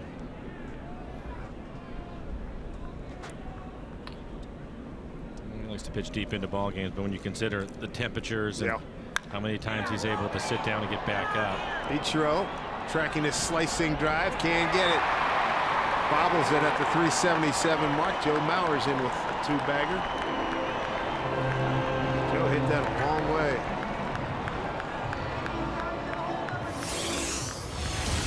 Time for a Coors Light refreshing finish. To 88 miles an hour.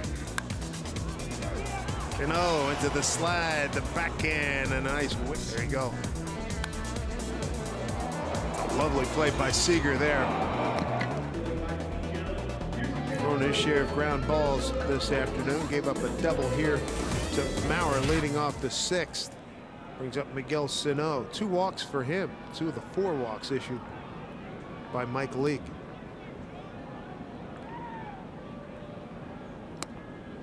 No corner action, strike 1. Good little cut fastball right on the corner.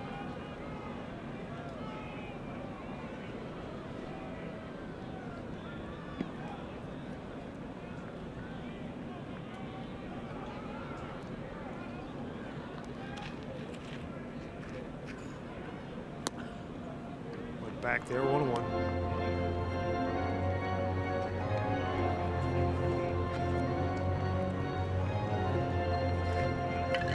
Ever thinking about some of the strongest guys in Major League Baseball? Make sure you include Miguel Sano.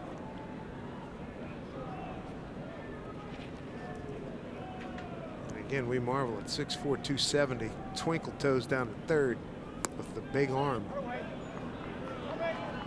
2-1. And Mike not happy. He thought that last pitch was a strike, and starting to hear it from the dugout too. Adam Homari's got balls and strikes today. Snow 28 home runs last year, 25 the year before. Last 2 years, his first major action in the big leagues.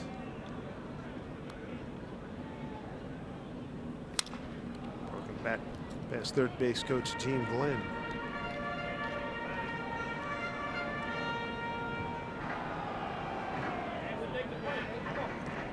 So here we are in the 6th. How do you think the cold's affecting the guys now? I think they're fine right now. The temperature has gone up a little bit for them, but more importantly, the sun has stayed out for them, and they're moving around. It's a little bit different today. The benches in the dugout are heated, and they got warmers in there too. So as long as they're not on the field for too long, I think they're in pretty good shape overall. It's going to be miserable for everybody, but I think they're doing the best that they can. And Mike's done a pretty good job of getting them in and out of the dugout too. So, or off the field, excuse me.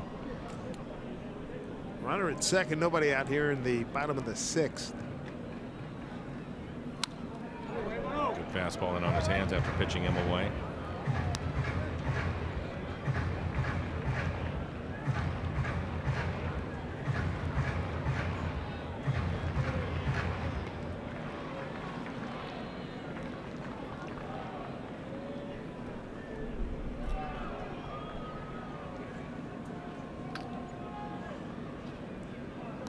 Leake ready with the 2-2 to Miguel Sano. Line drive left field. Ichiro going back, and watch this one hit on the track. Maurer to third, he'll score, and Sano in with an RBI double.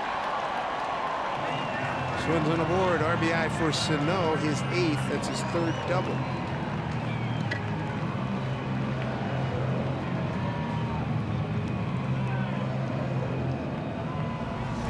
Back doubles. Another cut fastball out over the plate, and looks like Scott Service going to make a pitching change. Mark Zepchinski getting loose.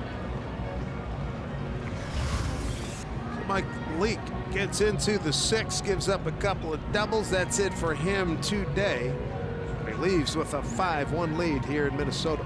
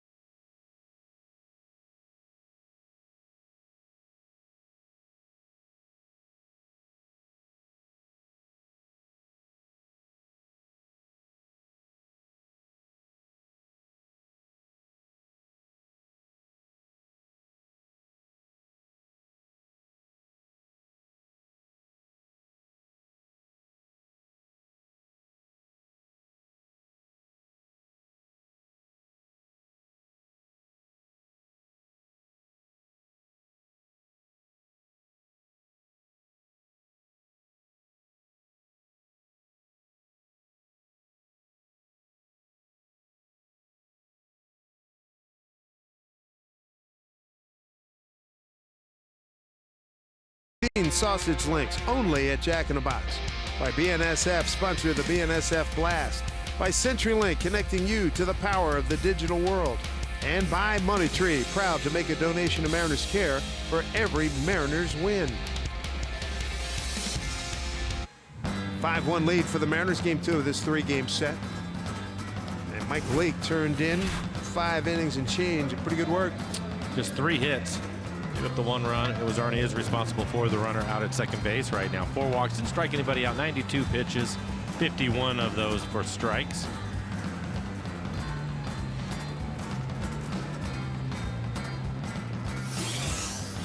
Taking plumbing. Call to the pen. A left-hander, Mike Zepchinski. Sinking fastball, 91, 92 miles an hour with a slider. Occasional changeup as you look at his numbers from last year. ERA at 4. 31 and a 30 at 25 strikeouts. Opponents at 252 against Mark. He's got Eddie Rosario here. First pitch strike. Rosario 1 for 1 against Zepchinski.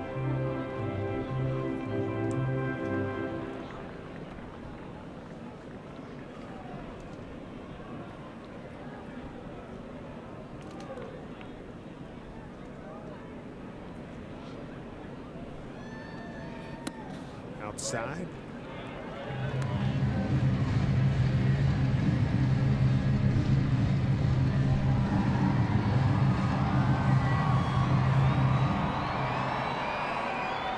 Pretty standard time of game for Zepchinski. Come in, get a left-hander.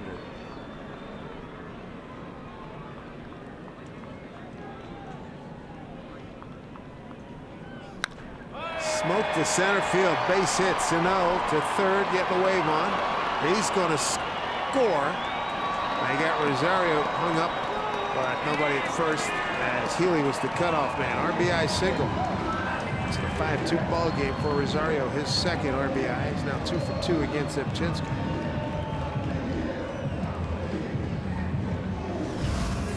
And a solid base hit, line drive on a fastball in the middle of the plate. With Sano scoring in the closer book on Mike Leake, 5+, 2 runs, both of them earned.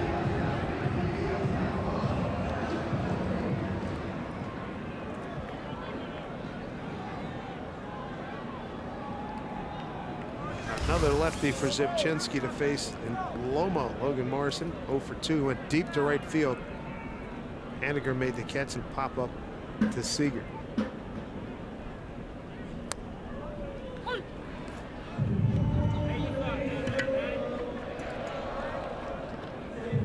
Morrison 0 for 4 career against Zepchinski. There we go.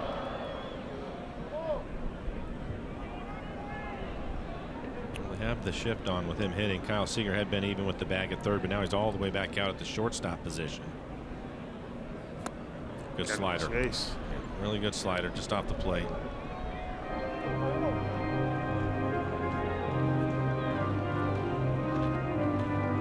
Left-handers hit 253 off of Zepchinski last year. Right-handers 250.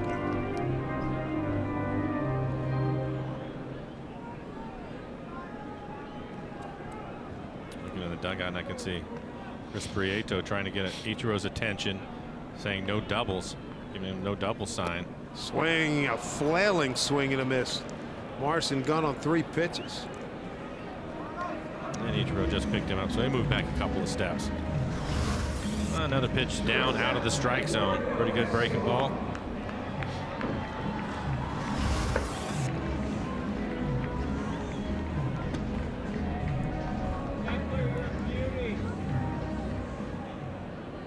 Couple of runs in, a runner on, 1 out. There's Escobar, switch hitter.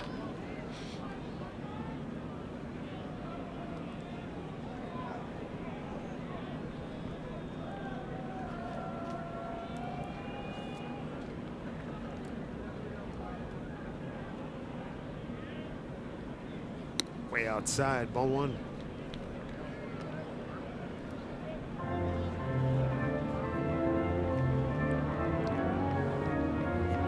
Throw a ground ball right here, get a double play in the inning. Escobar's lined out to first and lined out to right. Hey, good night, bye. 2-0.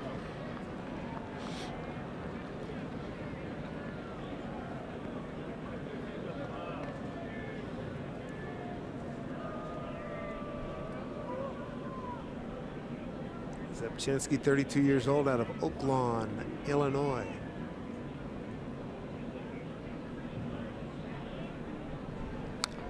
Foul back.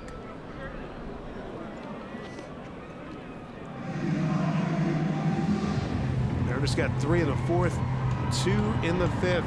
2-run homer Kyle Seager, RBI Cano, and then a 2-run single in the 5th inning. A 2-run single by D. Gordon. Their runs. Twins getting on the board here in the 6th.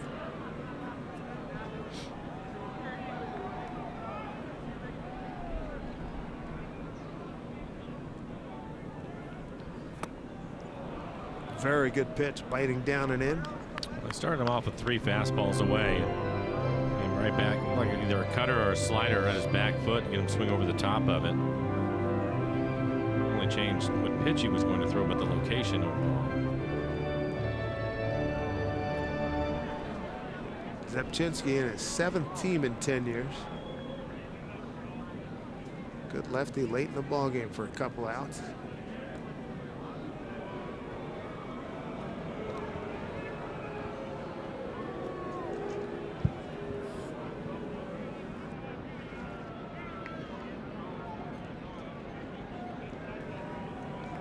We're told that Dan Altavilla is warming up in the cage behind the Mariners dugout. Runner goes, and the pitch taken, and there's a stolen base. Stolen base for Rosario. He's 2 for 2 on the season. Pitch down out of the strike zone. Mike looked as if he was going to try to throw, but probably didn't have the handle on it. Tough pitch to throw on. Looked like a breaking ball too. An easy steal for Rosario. Counts run full on Escobar with Kepler on deck. Takes a double play out of order here.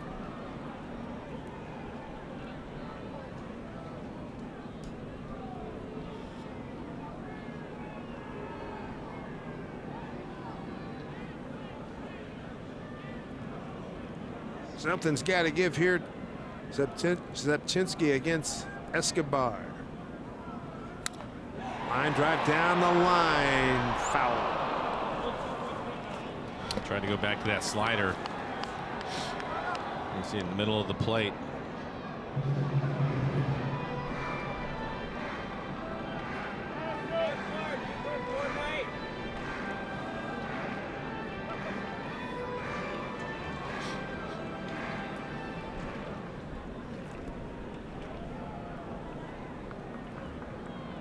Twins mounting a comeback here in the 6th.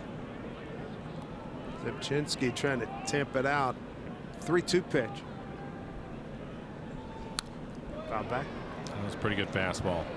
93 miles an hour. It's about top end for Mark Zepchinski. Typically his average fastball at 91, but he elevated a little bit too. Late swing.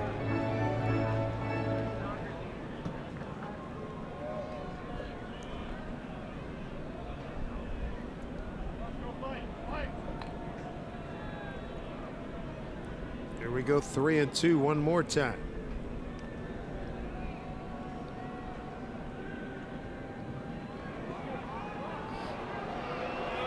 Rosario drawing a lot of attention. One stolen base already here in this frame.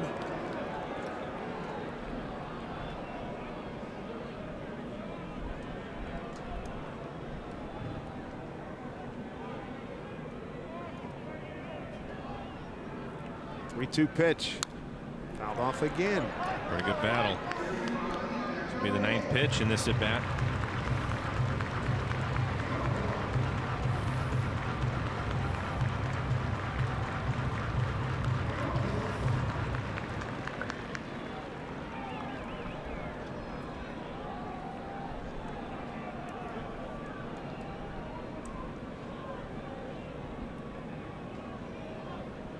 Zepchinski, this will be pitch number 15, 3-2 pitch.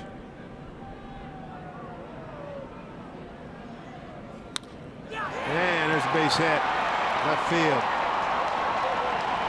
Scoring easily, Rosario as Escobar comes up big, his 6th RBI. Got a ball game here at 5-3. Man aboard, going to bring Max Kepler to the plate, the tying run.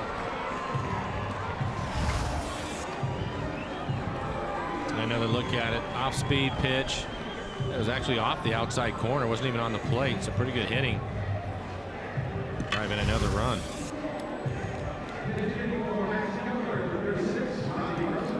Switch hitter Robbie Grossman going to pinch hit. Max Kepler. Yeah, Scott Service out of the dugout now that he's been announced. Going to go to Dan Altavella. Step aside. Wheels are turning here in Minneapolis in the 6th inning. Mariners holding on 5-3.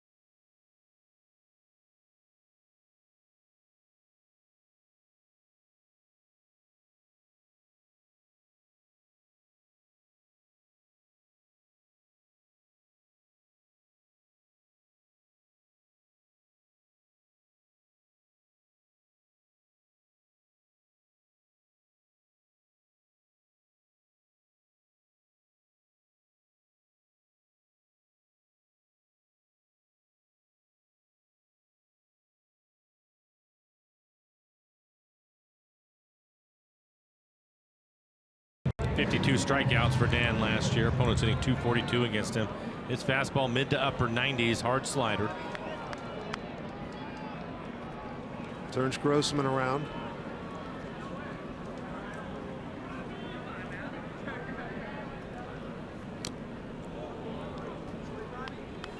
Now tip. Altavilla and Grossman. Previous encounters, Robbie 1 for 2 against Dan. First fastball at 96 miles an hour.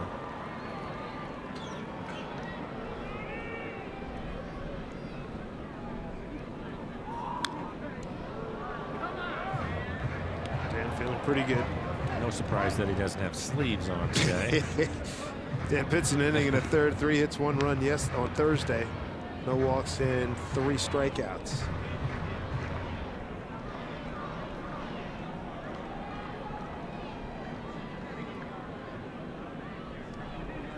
Notable because it's still 29 degrees here in Minneapolis. Ball and 2 strikes.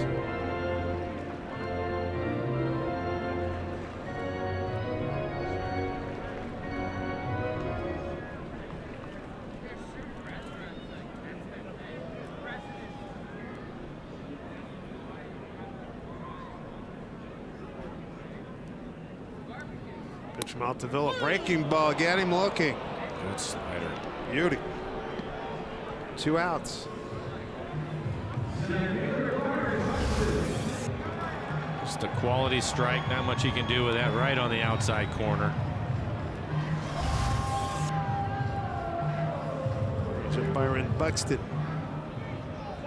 2 for 4 against Dan.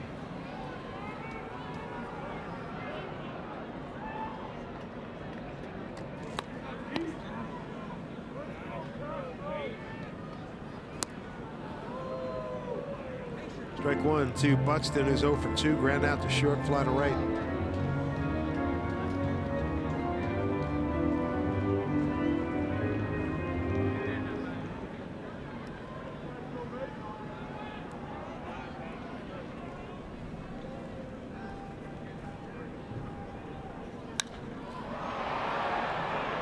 Routine fly ball, battling the son, D. Gordon. Takes the catch. Twins strike for 3 runs. We go to the 7th. Mariners lead by 2.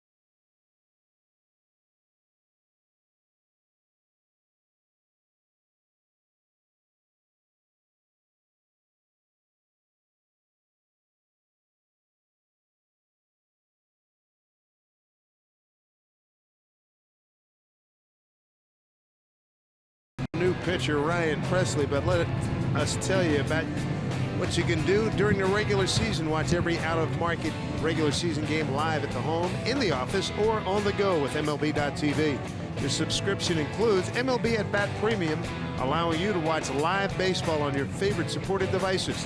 Blackout and other restrictions apply. Visit MLB.tv for details. Dave Sims, Mike Flowers with you with new pitcher Ryan Presley. takes over for the Twins. Take a look at his numbers from last year. 57 appearances, high ERA at a 4.70. 61 strikeouts, over 19 walks. Bonus hit just 229 against him. Good fastball, 95 to 98 miles an hour.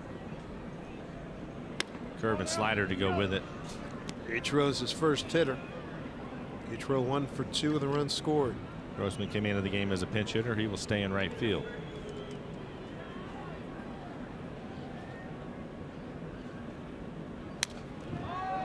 To center field. Run down, no, off the glove. That'll be a base hit. Escobar had to go a long way for that one. A 2 for 3 day for Ichiro.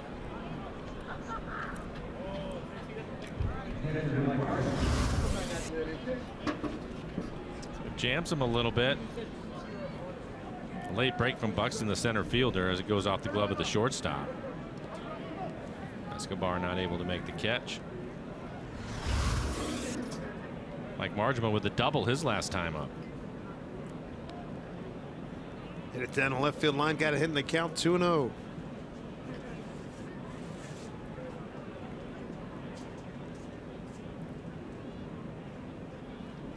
Shows bunt, takes ball 1, and happened to catch the left fielder. It's Rosario. He was moving over to his left to cover the gap. The ball that Margema hit was down the line. Well, Sano was playing back on the first pitch to Margema. That's the reason why he tried to bunt, even with the bag now. Nick Vincent getting loose for the Mariners.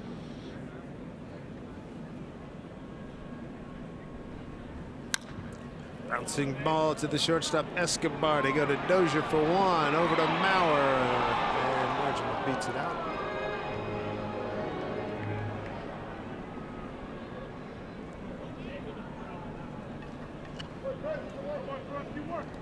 One away. Top of the order, D. Gordon. Came up big. 1 out, couple of men aboard. 2-2 pitch, single to center, drove in 2. That was in the 5th inning.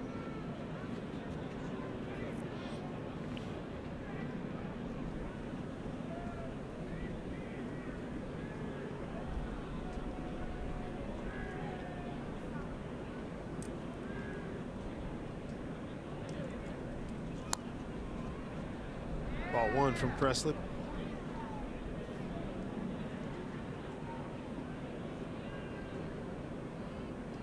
D facing him for the first time.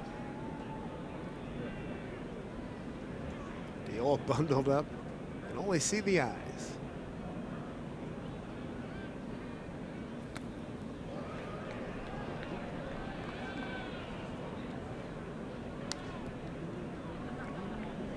Count at 1-1.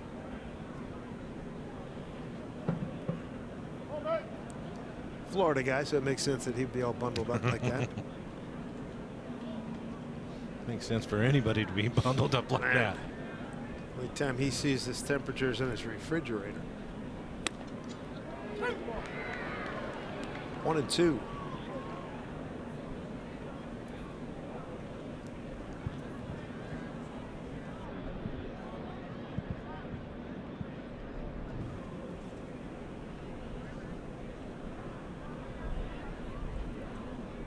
One out with Margema at first. She D towards the left and shallow inside. Just with a breaking ball.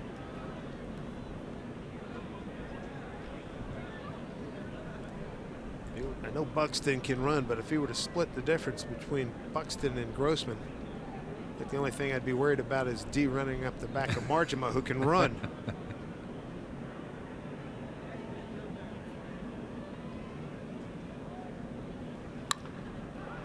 Take him right to the bag. You get the 1. D. Gordon's board on the fielder's choice. That's a nice play there to get something out of it. He had to put on the brakes, but probably an easier play than throwing it across the diamond trying to get D. He probably beats that out. So, and he gets the lead runner. Nice play by Eduardo Escobar. 50 runs here with 2 outs.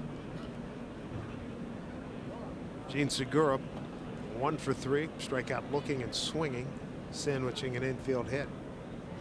Inside, ball 1.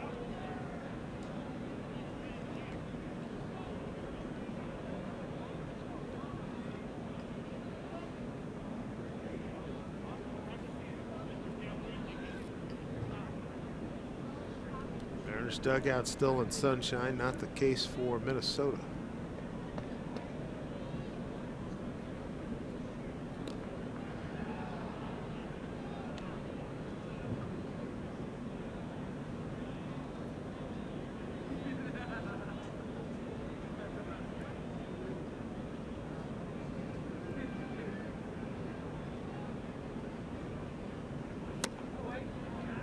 There's a strike. 1-1.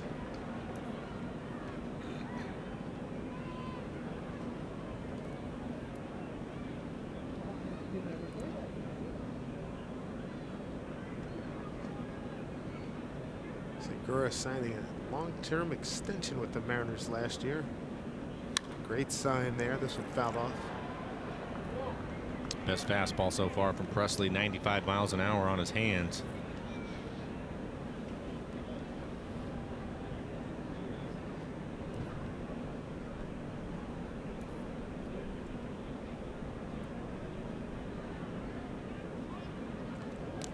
Deep back.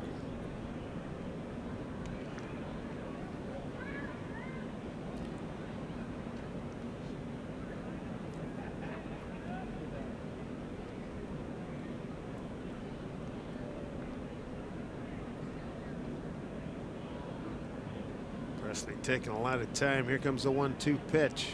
Deeg breaks, got a good one. Ball swung on and fouled off.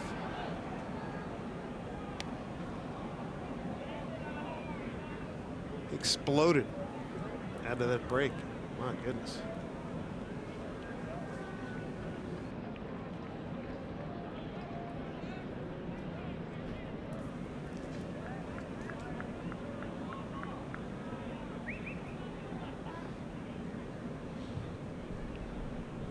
Ball and 2 strikes to Gene Segura.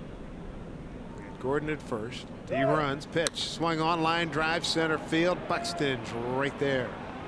That'll do it. No runs, a hit, no errors, the men left to the home 7th stretch time here in Minneapolis on a cold day.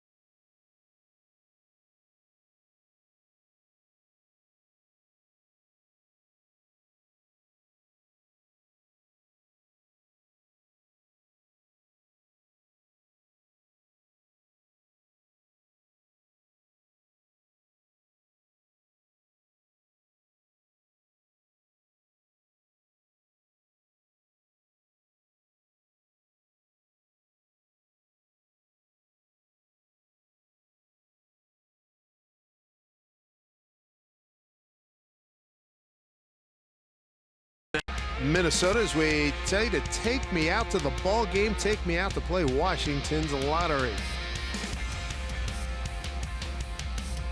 5-3 Mariners.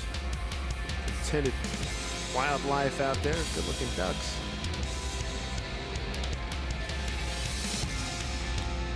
Mariners with 3 runs in the 4th, 2 in the 5th. Nick Vincent here takes over in the 7th.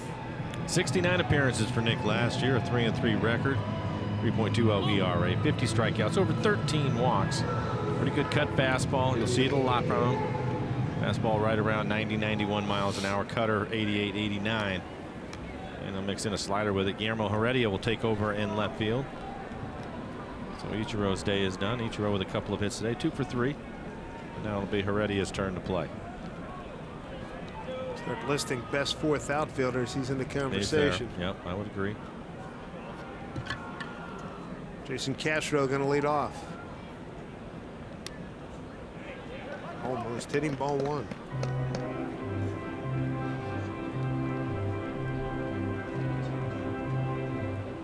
Left-hander Zach Duke getting loose in the pen for the Twins.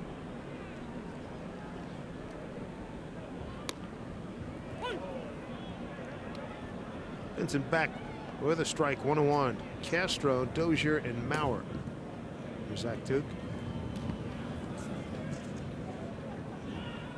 Zach pitched 2/3 of an inning on Thursday.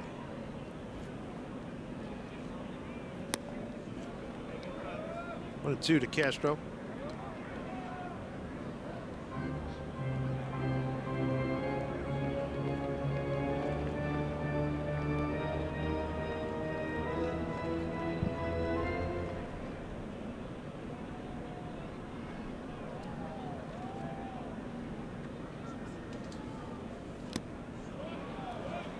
Good start by Nick Vincent.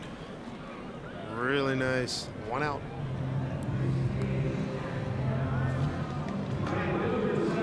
Celebrate with the Moose for his special birthday bash. It's coming up on Sunday, April 15th. Mariners face the A's in a $20 ticket. It's going to get you a pregame mascot party, birthday cake, games, and more. So join the fun by getting tickets now at mariners.com/moose birthday. Always love having a Moose when we do the caravan. He's always the MVP of the caravans. Without question. Yep, that's without question.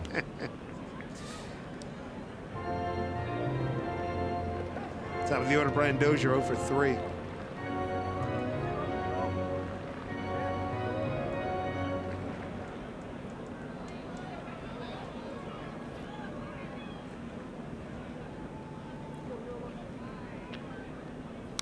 Foul back.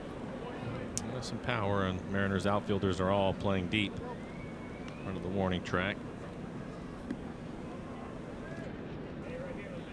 Hey, man, I tell you one thing. There is nobody from my old neighborhood that would ever do that, even if you paid them.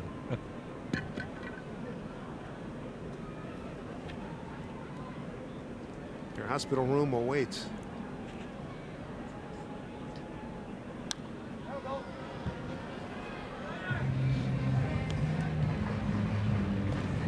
They do that for they're just enjoying some sunshine out there, Dave. They do that for the knowing the cameo is only going to be a few seconds, and they put the shirts back on, and they just going to hang like that. That's unbelievable. Well, straight away center field, upper deck. Yeah, no, I think that's pretty much the way they're going to go the rest of the game. Oh man, it's a different way to rock on, I'll tell you. It's up to 28 degrees. Oh man. Couple of adult beverages to help them out.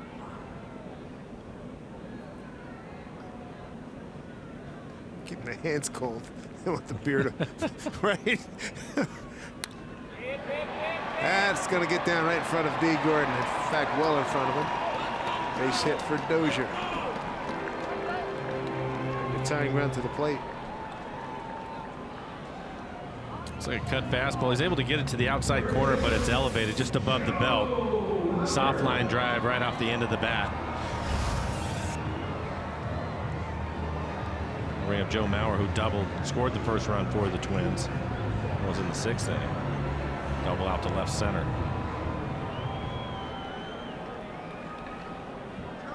Two ground outs a second to go along with that double, 1 for 3.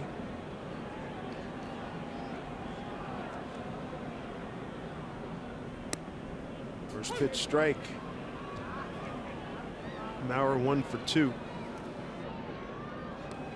against Nick Vincent. It's 3:39 Central Time. When we started, 27 degrees. It's up to 29.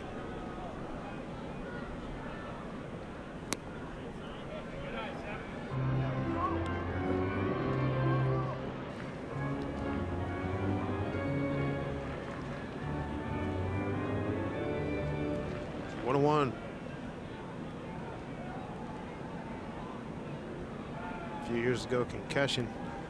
Joe, when he was behind the plate, made him into a full-time first baseman. 1-2. People talking about that when he first broke in. Such a good athlete. Really ran well when he was younger, and they thought because of all those things and the possibility of injury that they may eventually put him at first base. Bobby Bowden thought he had him as his quarterback at Florida State.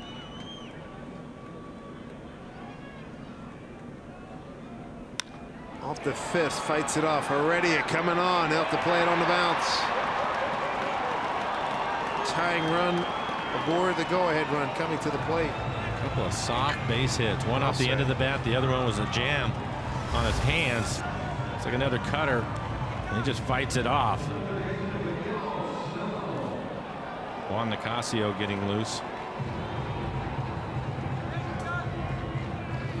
Sano is 2 for 5 against Nick Vincent. Some tough luck for Nick so far here in the inning. I'll say. Gets a strikeout and a couple of bleeders.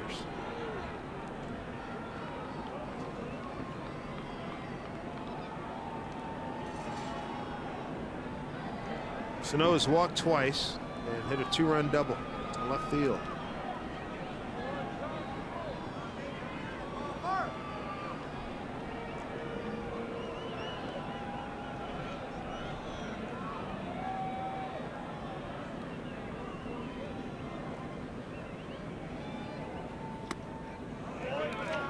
Don't want him to extend his arms. Ball 1.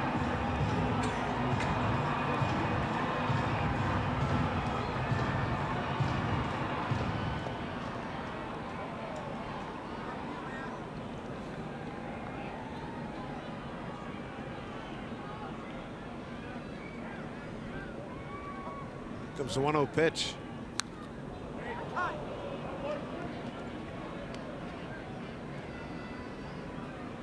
Like he was on that. I'm glad he fouled it off. Yeah, it was a cut fastball that was kind of middle away, just above the knees. And Nick was trying to get it to the outside corner, but left it on the plate.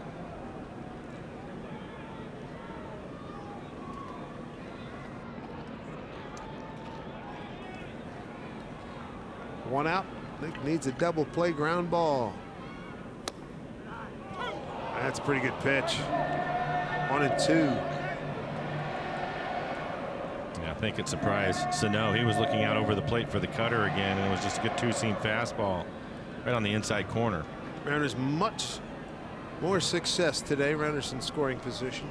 2 for 3 today. 2 for 17 yesterday. On Thursday, beg your pardon. Ooh, 2 balls, 2 strikes. I like the thought. I tried it again, just missed.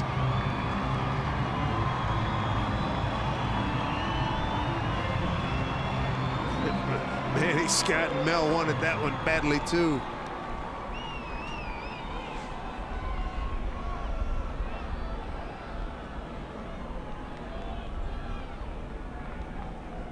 Big spot here. 2 balls, 2 strikes. Couple of men aboard.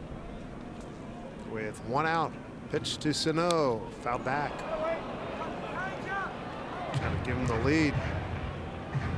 Well, another pitch. You can see it on the EQC tracer. Elevated in the middle of the plate.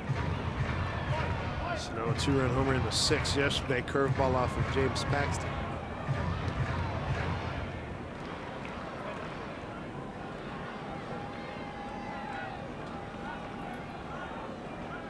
Watching the guys stay loose in the infield. Healy and Cano doing Ichiro-like stretches, making sure their hips are nice and loose here. Here we go, 2-2. Went upstairs and missed. The count has run full. Eddie Rosario, the cleanup man's on deck. Rosario has already cashed in with a base hit and an RBI and a stolen base in a 2 for 3 day. They're trying to get out of a jam here.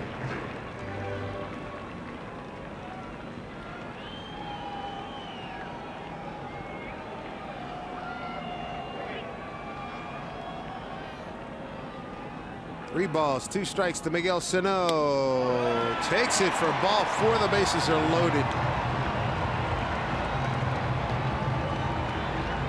Borderline pitch at the top of the strike zone. Could not get the call. And Scott Service coming out of the dugout again. Juan Nicasio is getting loose. It looks like Scott's going to get him.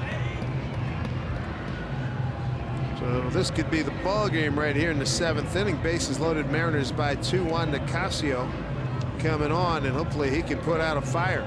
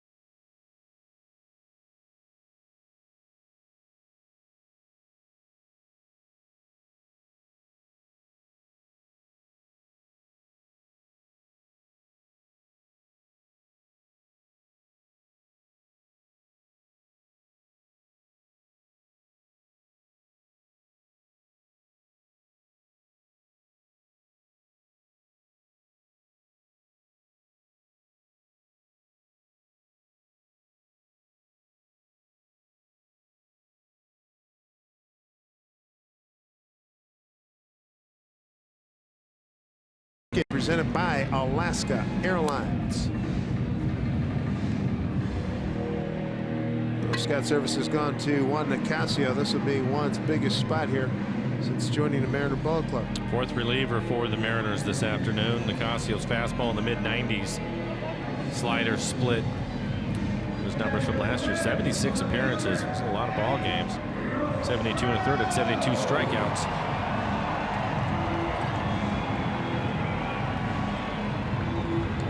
Eddie Rosario be the hitter. First time these two fellas are seeing each other. Dozier, Mauer, and Sano, the base runners.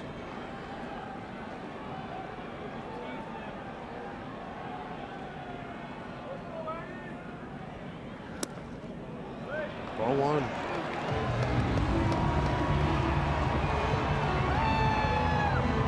Mariner walks by the pitching staff. None have scored to this point. Nicasio dearly would love a ground ball for a double play. 1-0 pitch to Rosario. Ooh, boy, that guy don't play an umpire. Adam Hamari got him flush. Thank your equipment rep. And for Rosario, he was trying to hit this out of the ballpark. Woo. Good balance by Adam. Like Chuck Wepner, I didn't go down.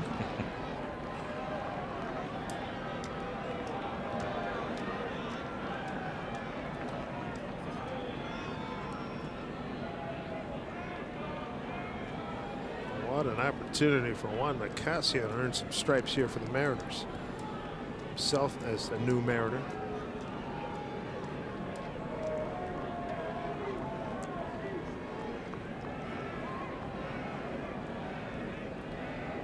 Rosario double and a single, stolen base and an RBI today. 1-1 pitch.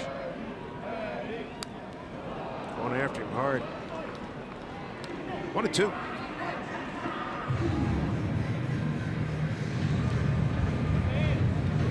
Getting started with Nick Vincent getting a strikeout, and then he gave up blue pits to Dozier and Mauer and walked Sano. Loaded him up.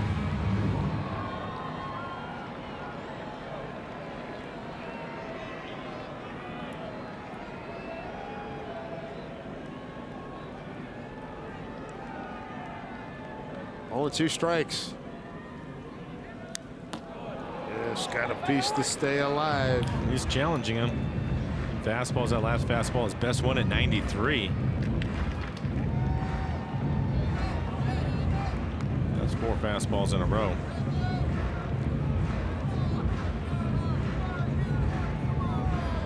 Get one of those heavy fastballs. Yeah. Looks like. Yes.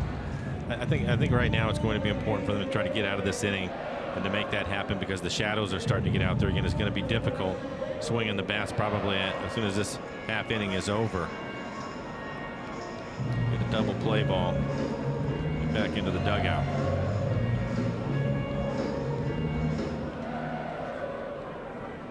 Five mound visits still remaining. Both teams.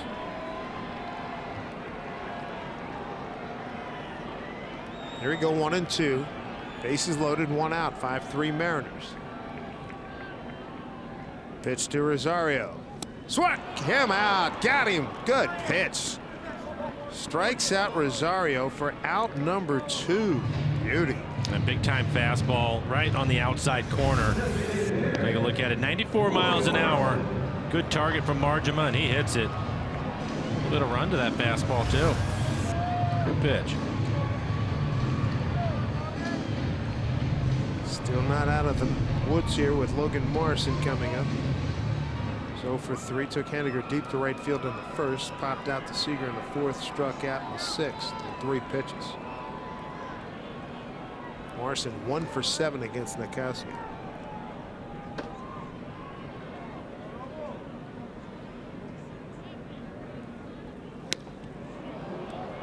Strike 1. Romo, the 6th man to the plate. They're in the 7th inning.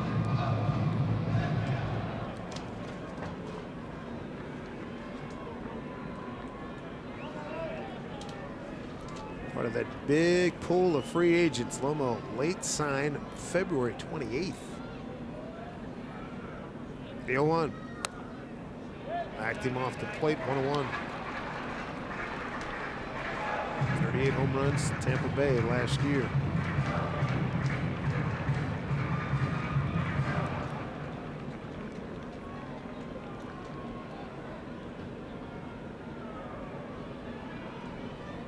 Nicasio just staying with the fastball. Trying to hit his spots. There's a 1-1 to Morrison with the bases loaded, 2 outs.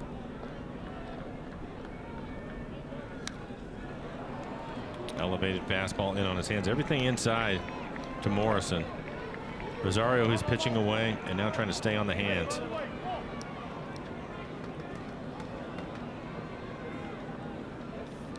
Inning started with a strikeout, then 2 bloops and a walk to load him up. A strikeout of Rosario. Now trying to put the finishing touches on Logan Morrison.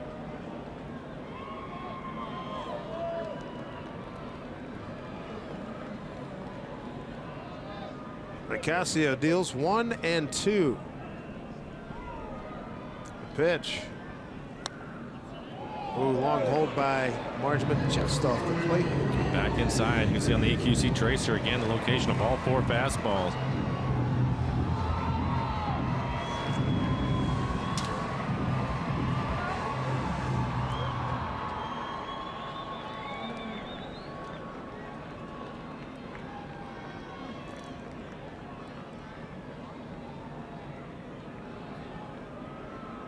Dozier at 3rd, Mauer at 2nd, Sano at 1st.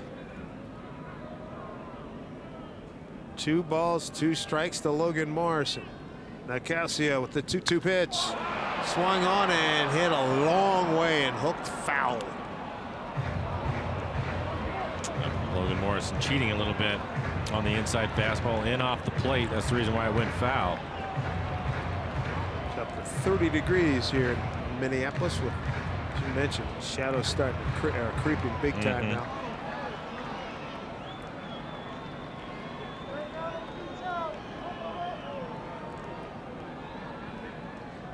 Trying to put away the former Mariner Logan Morrison in a huge spot here for Minnesota and the Mariners.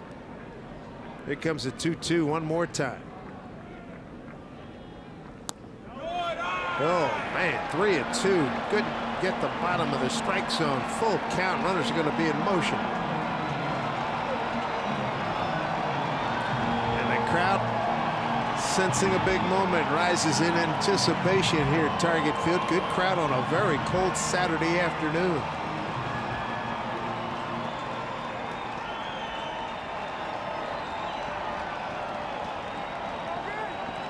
Nicasio needs his best big-time pitch. Well-located heater. Let's see where he goes. The 3-2 pitch to Morrison. Runners take off. Down the line into the stands. Hit hard and foul.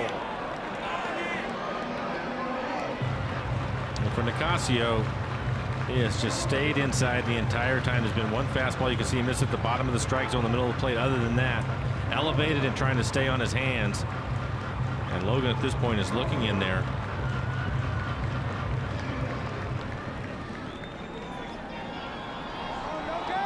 Swing the defense around a little bit more too. Big time. As Seager and Segura go hard to their left. There we go. 3-2.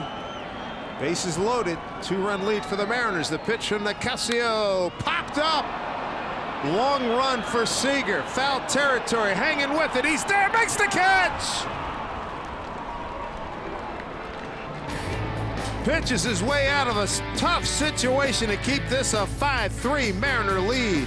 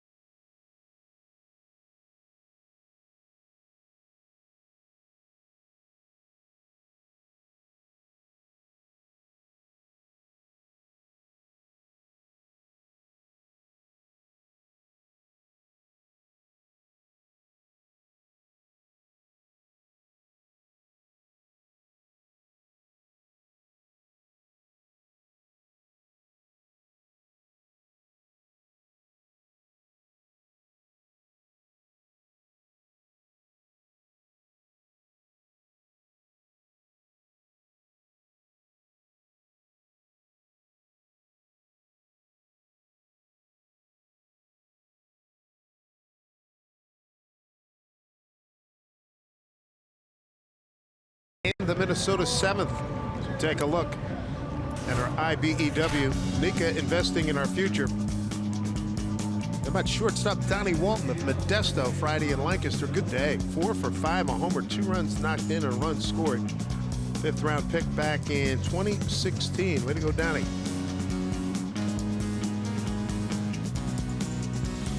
Two pitchers, Zach Duke, and right now Ryan Rowland-Smith joins us. We're back in the studio. What's it like warming up in the cage as opposed to out in the bullpen where it's cold as heck?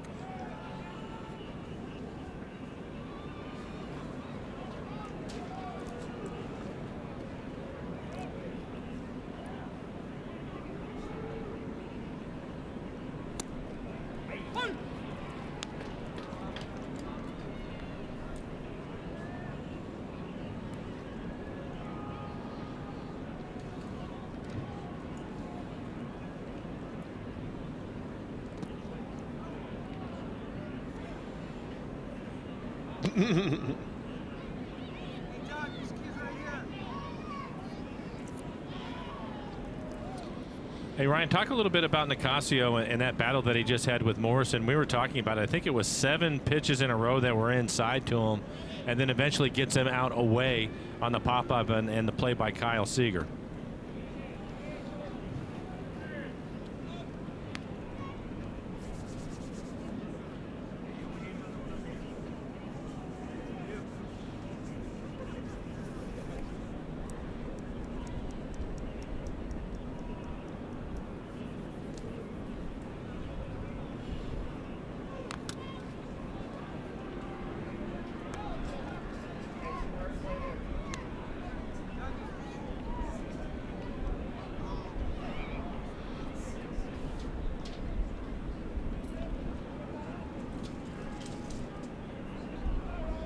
Ryan, it was obvious that on the scouting report it was to pitch him inside. I thought Nicasio did an excellent job of either hitting the corner. If he missed off the plate. And Logan hit the ball hard a couple of times and pulled him foul, but eventually gets him out of way.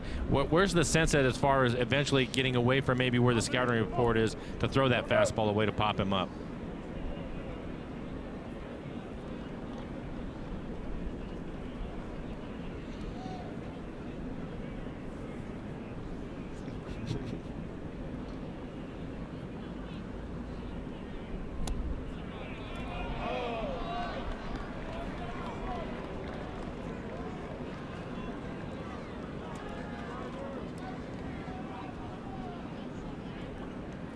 Wow.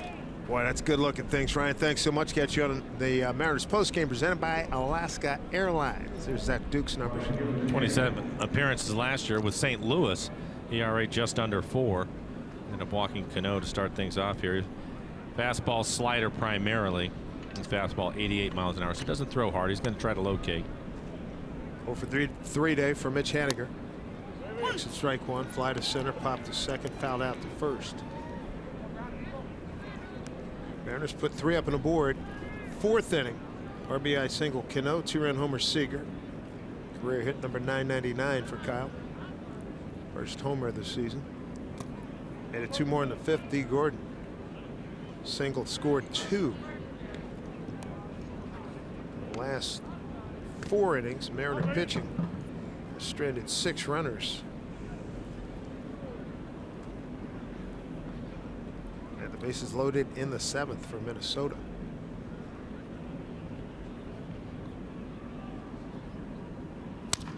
Haniger gets a base hit. Sounded like he broke his bat in the process.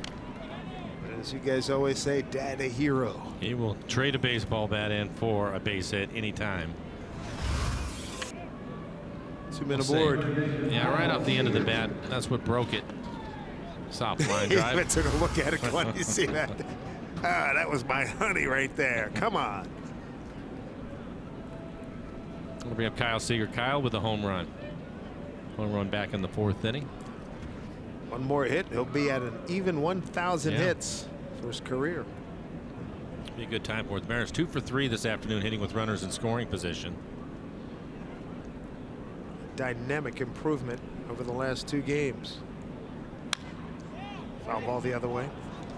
Mariners previous 2 games, 3 for 29 runners in scoring position. Crowd of 18,416 on hand, and guys out in center field. 4 of them. They're down to 4 this cold day, 30 degrees in the sunshine, shirtless. Hung one, and Kyle makes him pay for it. Hit number 1,000 for Kyle Seager. Congratulations, Kyle. And in the process, loads the bases here for the Mariners in the 8th inning. Good for Kyle Seager. Yeah, that's a nice milestone to get to for Kyle. 9th player in club history to reach that milestone.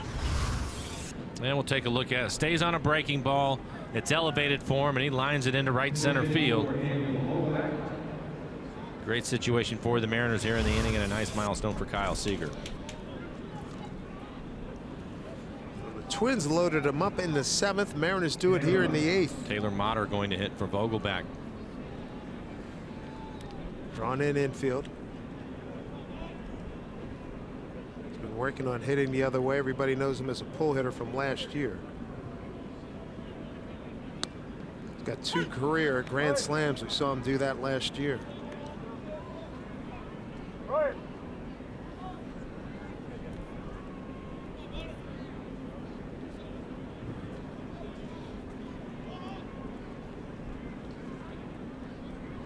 They put Dozier on the left side. Yeah, Buxton in center field, shading towards left center. Daring him to hit it the other way.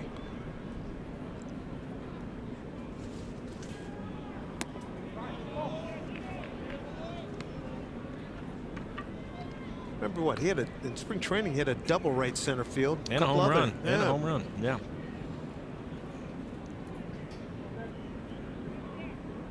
He said it became one-dimensional last year, wanted to work on it over the winter, and we saw the work in spring training. And everybody in the league found out about it in terms of him Pulling the ball? Yeah. Yeah.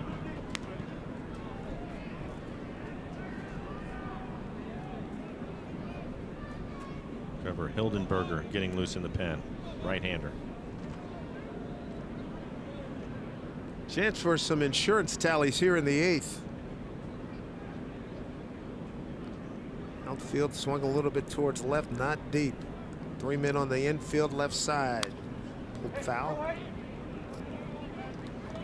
2-2 to Taylor Motter. Ryan Healy waiting on deck.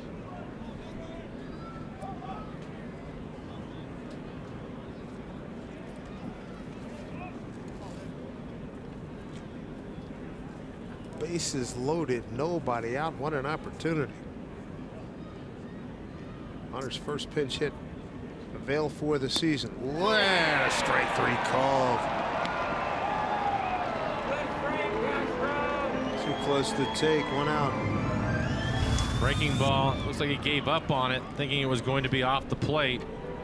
Actually wanted that pitch inside. Ended up on the outside corner. Motter on the club, taking the place of Nelson Cruz, is on the disabled list. Ball monitor, a Hall of Famer, making a change. Bases loaded, 1 out here in the 8th.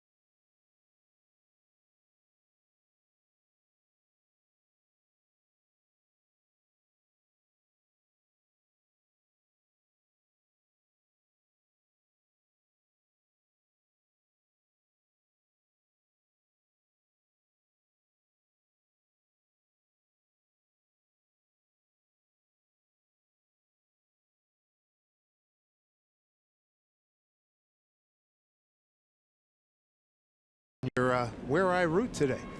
Here's Trevor Hildenberger taking over. He's going to face Ryan Healy. Side armor, fastball, upper 80s. Might touch 90 from time to time. Slider and a changeup. Had a good year for the Twins last year. Healy 0 for 3 today. Able to check his swing. Fly to center, struck out, and fouled out the first. This one gets tough to hit. You're right-handed. You have a side armor out there with the shadows. Slow start for Ryan Healy. 1 for 21.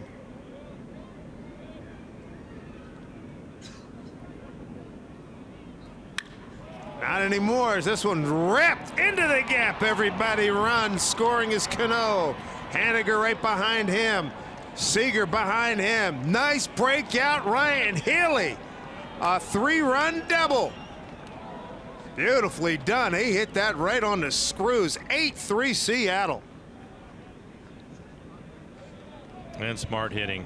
After Hildenberger missed with the first pitch, he was ready to hit. This is 85 miles an hour right in the middle of the plate.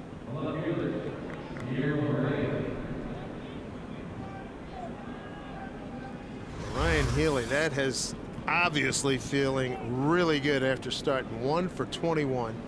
Picks up 3 RBIs, gives him 4 on the season. Yeah, that helps a lot. Nice cushion for the pen. 8-3 lead. Here's Guillermo Heredia's first plate appearance. Took over in left field for Ichiro.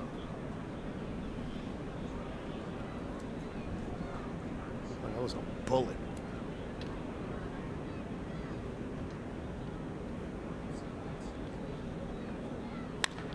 Guillermo deep down the left field line.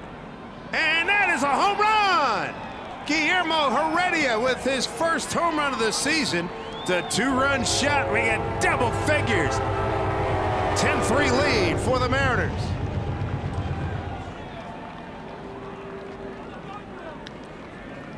Well, Guillermo came in to play some defense. Took over for Ichiro. And he's also being aggressive. There's another fastball. Line drive. It was just a matter of whether it was going to stay fair, and it goes into the netting, similar to the home run that Seager hit earlier in the ball game. Beautiful. Nice 5 spot up there in the 8th inning for the Mariners as Mike Margima stands in. He's 1 for 3. Had a double, got ahead in the count in the 5th inning. 2-0 pitch and hammered it left field. Guillermo Heredia with a feel-good moment.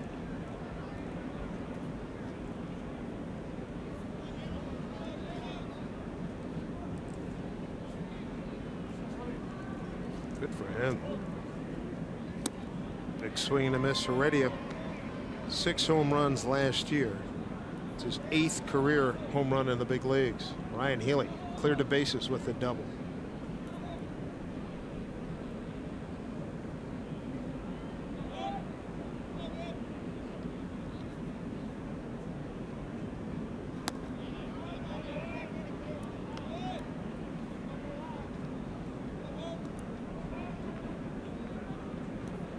Big inning here for Seattle in the 8th. 2-2 to Mike Margima.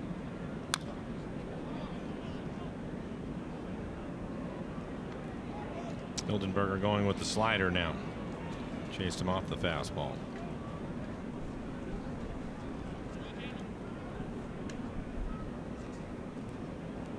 Offensive contributions up and down the lineup for the Mariners. 10 runs and 11 hits.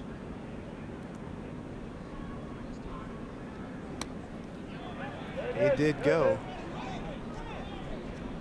Thrown down to first. 2 outs. You look at scorecard, 2 RBI day for D. Gordon. Cano's driven in a run. 2 RBIs for Seager, 3 for Healy, 2 for Heredia. Tyler Kinley getting loose in the pen for the Twins.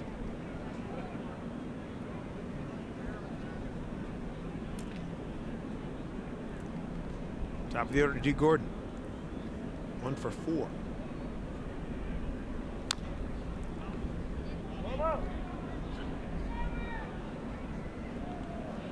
He's the 8th man to the plate here in inning number 8. Gene Segura is on deck.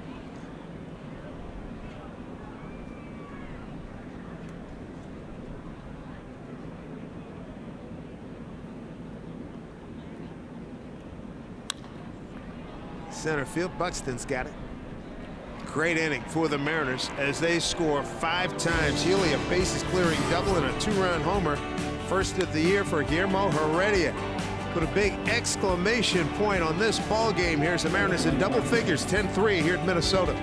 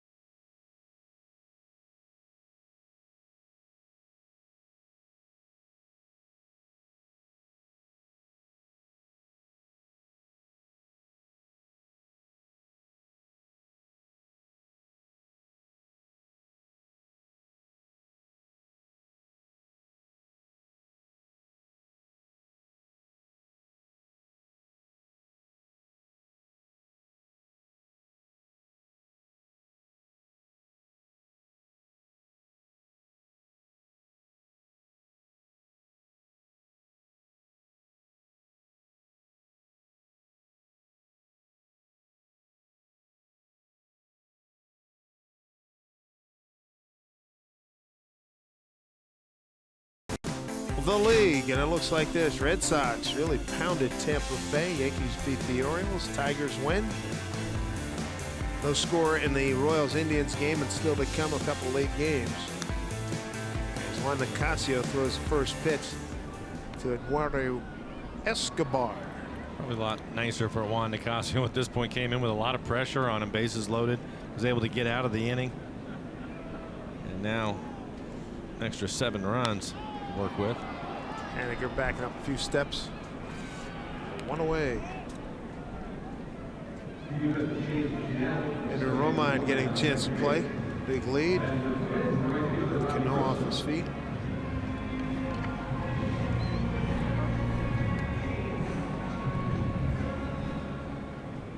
Gonna bring up Robbie Grossman. Came on as a pinch hitter in the 6th, struck out looking.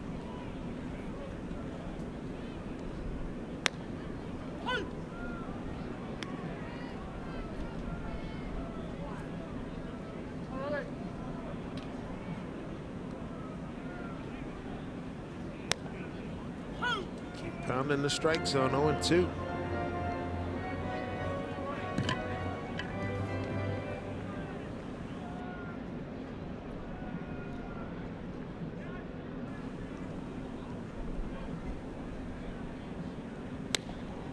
Three quick ones.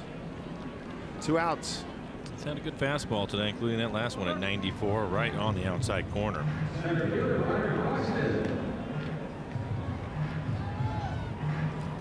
Second strikeout for Nicasio.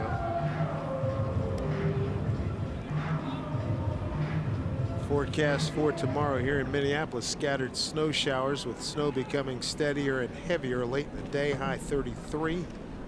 Wind's going to top at 15 miles an hour and a chance of snow 70%. 1 to 3 inches expected.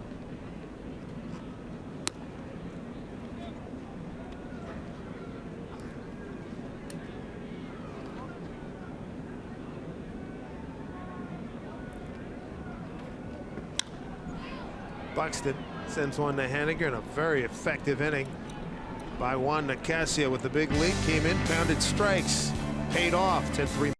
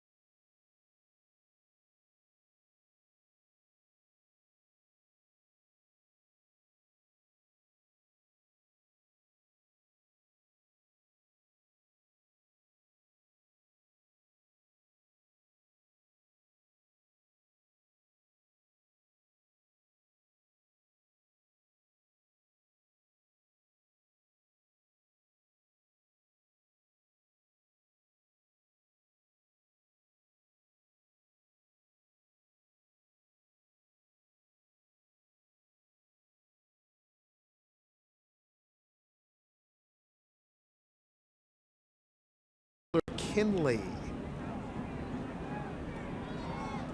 His adrenaline's got to be going 100 miles an hour. Just watching him warm up, he looked like he had a pretty good fastball. And you're right. I'm sure he's not worried about the cold at all today. He's happy to be out there. 27 years old, out of Plantation, Florida. 16th round pick by the Marlins in 13 out of Barry University, Miami Shores, Florida. 6'4", 205. First pitch swung on and fouled. A little tip there by Gene Segura. 95 miles an hour on that first fastball.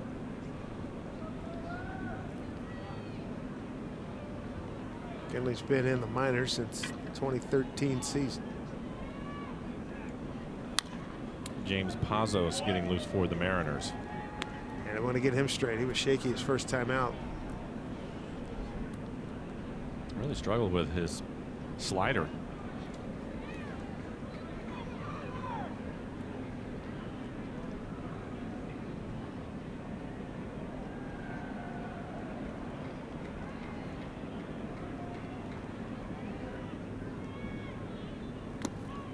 Down low.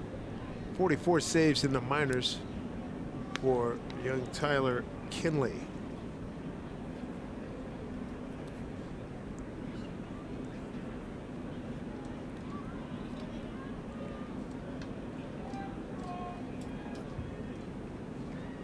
One for 4 day for Gene. Couple strikeouts. And blows it by Escobar, the shortstop. That's a base hit. Gene gonna go for 2. And he's in now. He's going to keep running. He's going to get all the way to third. Too much nonchalant out there in the left fielder. Rosario tried to flip it back in. He's no Roberto Clemente. Didn't get it to second base. And Gene had his head up and he watched it, and he's all the way at third. Should be a double E7 as he moves up to third. And you're right. I'm not sure what he was trying to do with the way he was throwing the ball. Gene was out of the box hard. As you mentioned, his head's up the entire way. Escobar, the shortstop, trying to keep it on the infield. Actually gets a piece of it. And that's the reason why Gene decided to go for the double. And after he saw the throw, he just kept on running. And here's a look at the throw. Boy. He might have watched Clemente on YouTube, but that's not how he did it. Romine getting his first at bat. Came into the game for Cano and filled in for the Twins.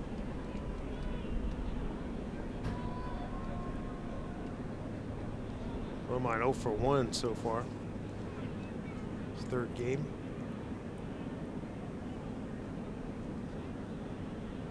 It was right here at Target Field last weekend of last season. He played all 9 positions as a Tiger. I can't help but laughing the day after. Was it Zunino doesn't play, Marjman gets hit, and I'm talking to him. Oh, yeah. And a look of terror in his face. It's like, dude, I'm not prepared to go in and catch big league pitching like this. Not like it was Felix. Yeah, it was Felix. Zunino said Zunino was ready to go in. He said I don't want to have to put him in that situation. Luckily Marjman was able to hang in there.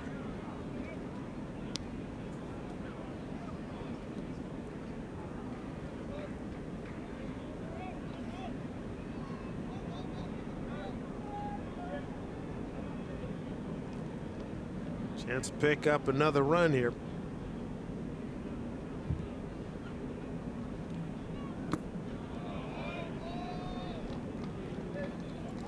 Two and 2.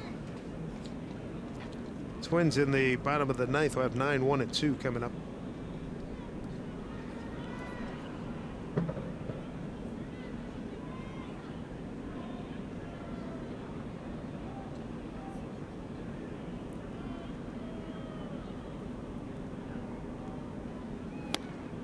Him out, one away.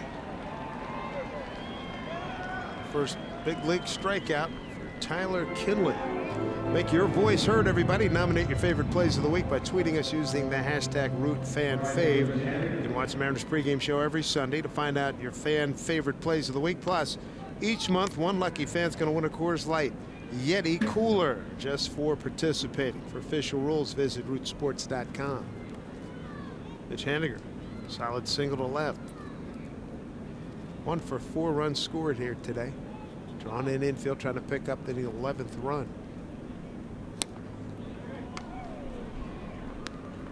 Kinley has a good fastball. That one at 96 miles an hour.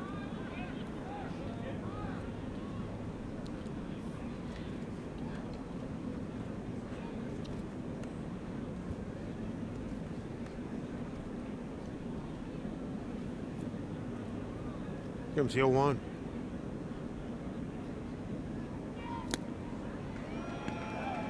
Piece of 0-2.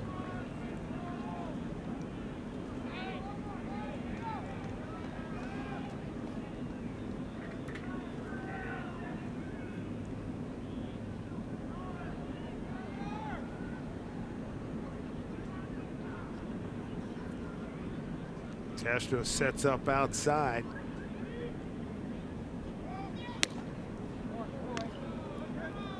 He's feeling good, 97, right? I think there's a little bit of cut to it, too, trying to run it off the outside corner. 1 out man at third. Top of the 9th. Mariners with 3 in the 4th, 2 in the 5th, 5 in the 8th, and trying to throw up another couple of them here in the 9th inning. In the dirt. 2-2.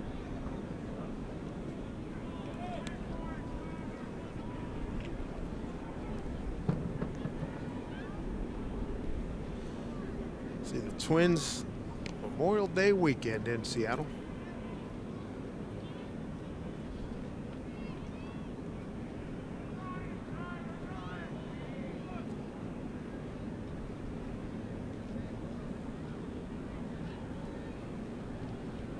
Two pitch to Haniger.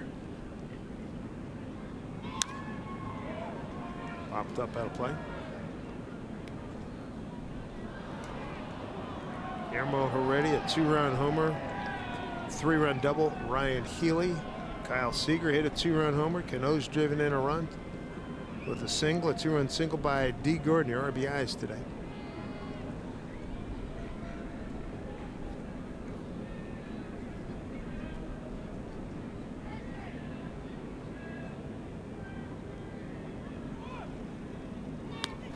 And here comes Gene. And he's going to score. Yes, he does.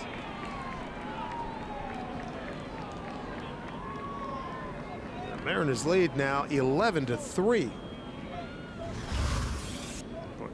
Castro didn't have a chance. No, 97, well above the strike zone.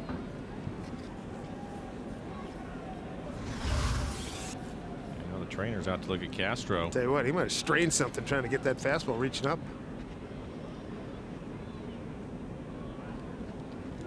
He's going to leave the game. Maybe.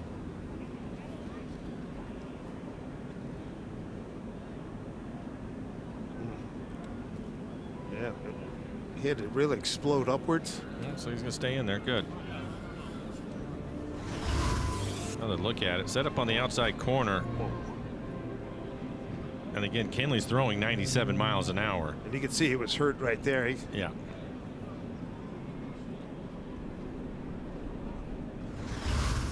3-2 to Haniger.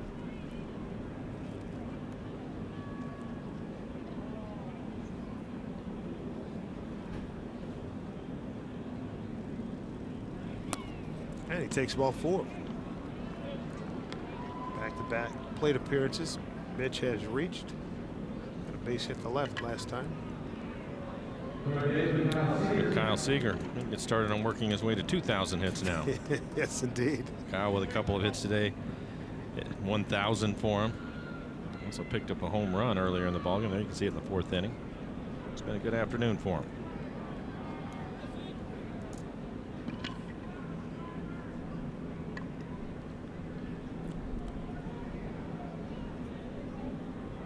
First pitch to Kyle. Bouncing ball, it's fair. Booted by Maurer. And he has to hurry to get to the bag to get Seager for out number 2. It's because Kinley never left the mound. A rook. Yeah, I'm sure that's what Maurer said to him when he politely handed him the ball. Might want to help yourself out. Yo, my man. Remember all that practice in spring training? The PFPs. Pitcher's fielding practice. Gotta have it, though. Motter took it, called third strike in his first plate appearance.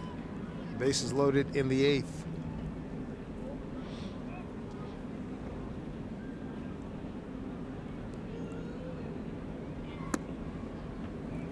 Ball 1.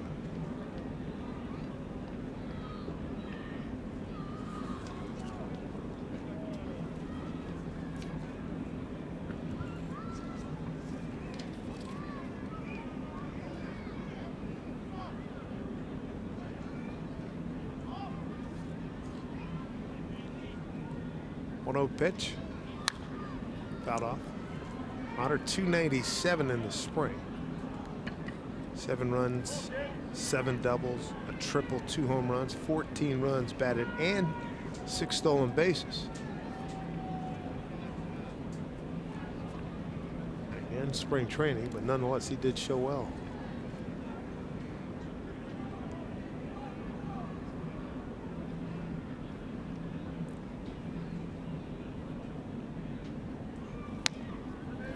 Takes a strike. Oh, wait.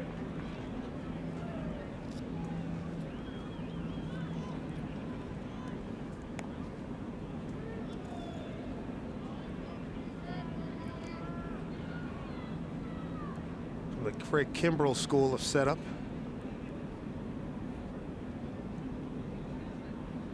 Tyler Kinley.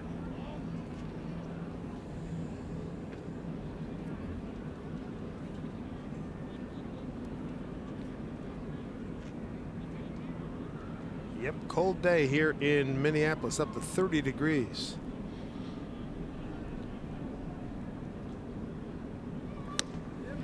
Strike 3 called. Off-speed pitch. Run scored on a wild pitch. A runner stranded. Home ninth coming up. It's all Mariners 11-3.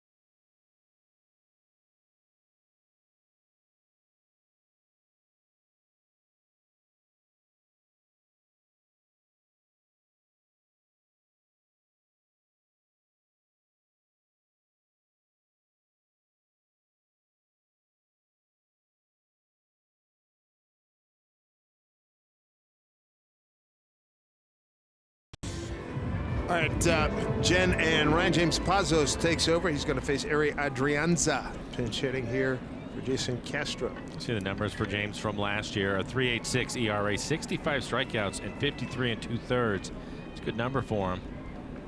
Opponent's hitting 248 fastball, right around 95 miles an hour, and a slider. Interesting to watch him Hopefully he'll work on his slider a little bit today. In his last outing, he really struggled with his slider command. Didn't have a very good feel for it.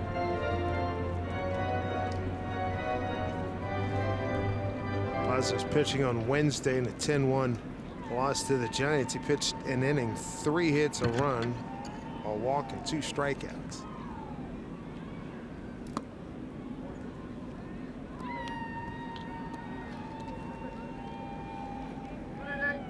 So 9-1-2. Adrianza pinch hitting for Castro, then Dozier and Mauer.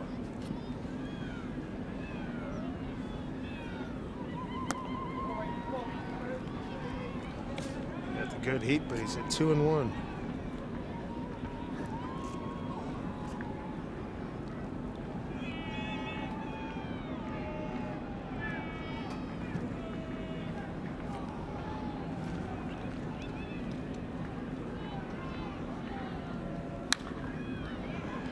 Count even at 2-2. Wrap up the series, weather permitting, tomorrow. Marco Gonzalez against Lance Lynn. Late free agent signee, former Cardinal. Then off to Kansas City. Felix against Jacob Junis. Paxton against Eric Skoglund. And Mariners have yet to name their Wednesday starter. Foul off. Danny Duffy will pitch for KC.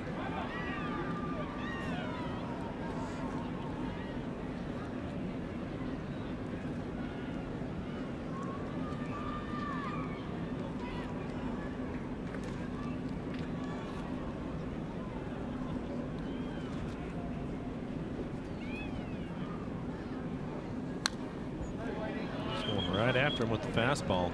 Good news.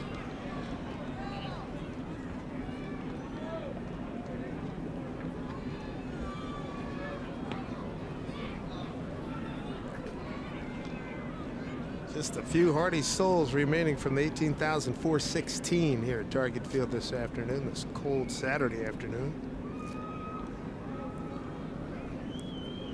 2-2 pitch. Past Seager. Upfield. Guillermo Heredia will get it back in. Leadoff double for Adrianza.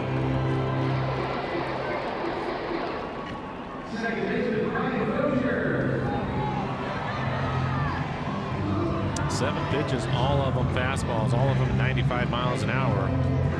Finally able to catch up to one of them. Lineup over for Dozier. This will be his 5th plate appearance. He's 1 for 4. Adrianza now 2 for 10, first double.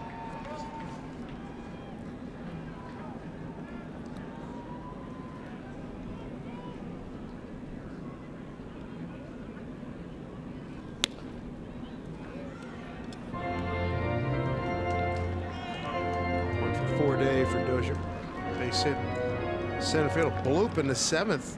Twins mounted one heck of a threat. They loaded him up with 1 out. Mariners pitched out of it, gave up just 2 hits, stranded 3.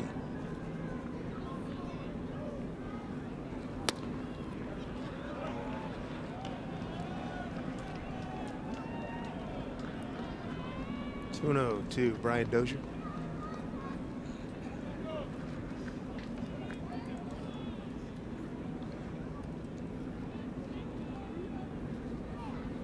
Dozier, an all-star back in the 2015 season. Big home run guy at second base. In there for a strike, says Adam Omar is. Dozier backed way off.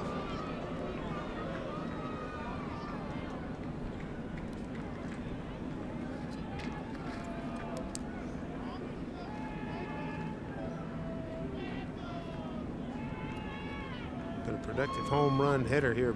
Last 4 years, 23, 28, 42, and 34 home runs.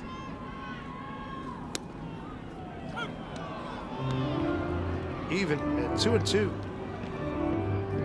He's trying to crowd him. Everything on the inside corner.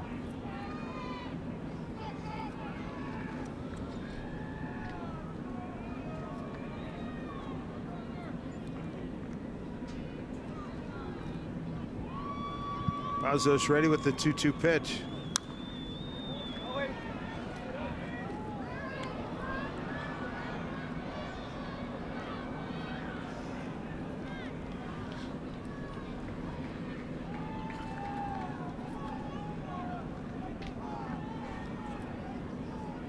On deck, Ryan Lamar.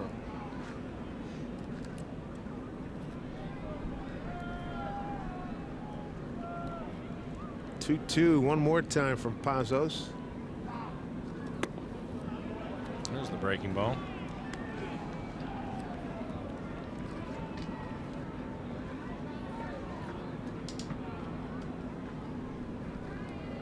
Ere Adrianza out at second. Pazos, 27-year-old left-hander, 26-year-old left-hander from Gilbert, Arizona. Trying to get an out here. 3-2 pitch. Slow roller to Segura.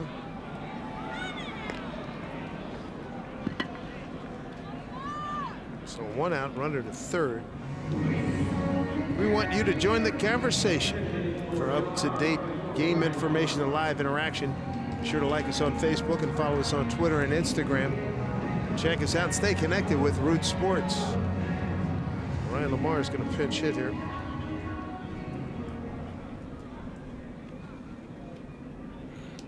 Pinch hit for Joe Mauer.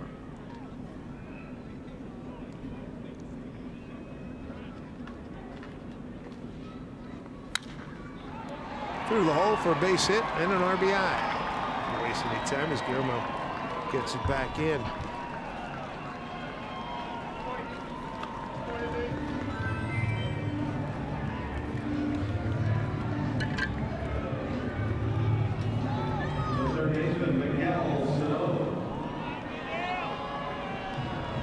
One out, a run in, a runner on. Lamar being aggressive on the fastball. Solid base hit through the left side. It's easy to know they've been very careful with him today.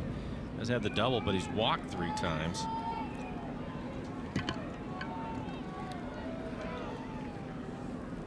Power on power here. 95 couldn't catch up. Strike 1. Late swing.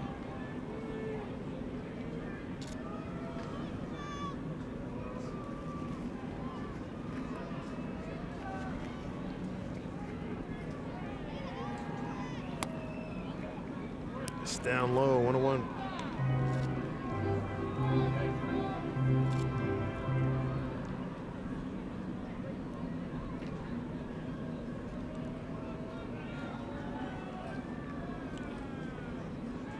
One to Miguel.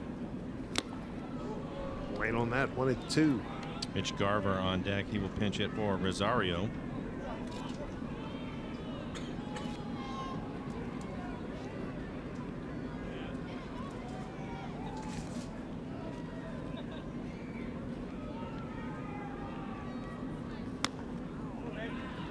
Two balls, 2 strikes.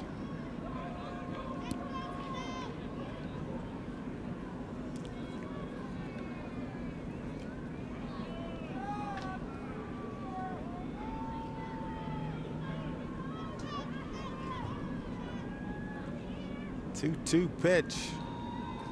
Struck him out. 2 outs here in the 9th.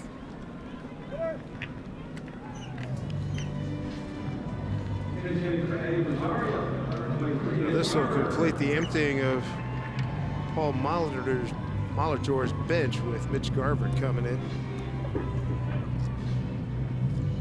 Pinch hit for Rosario.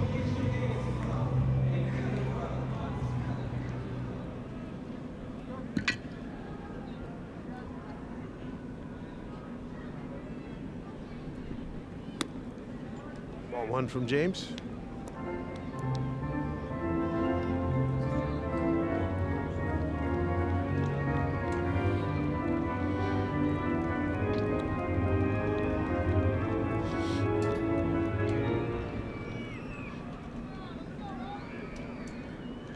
All Mariners this afternoon, 11-4 on 12 hits. They've left 4 on. A lot of clutch hitting.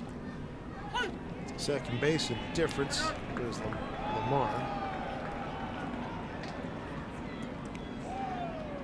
And a count at 1-1. And James now 22 pitches, 14 strikes, but a lot of fastballs. Hasn't really thrown his slider.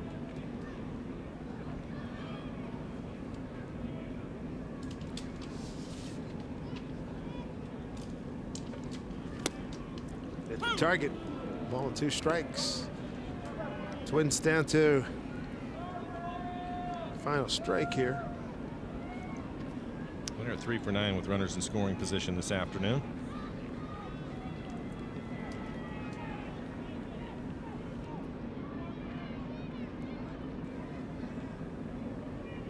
One, two from Pazos.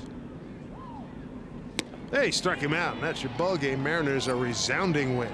A gratifying win, 11-4, and some really good pitching performances and hitting performances this afternoon. Ended up getting a little bit close for a while there, but then they started swinging the bats. Kyle Seager with the home run. Ryan Healy, a bases clearing double, and the gap was a big hit. Guillermo Heredia came in the game late, and he also hit a 2-run home run, so a good day offensively for the M's. Indeed it was. For Mike Blowers, I'm Dave Sims. Mariners postgame presented by Alaska Airlines starts right now with Jen and Ryan.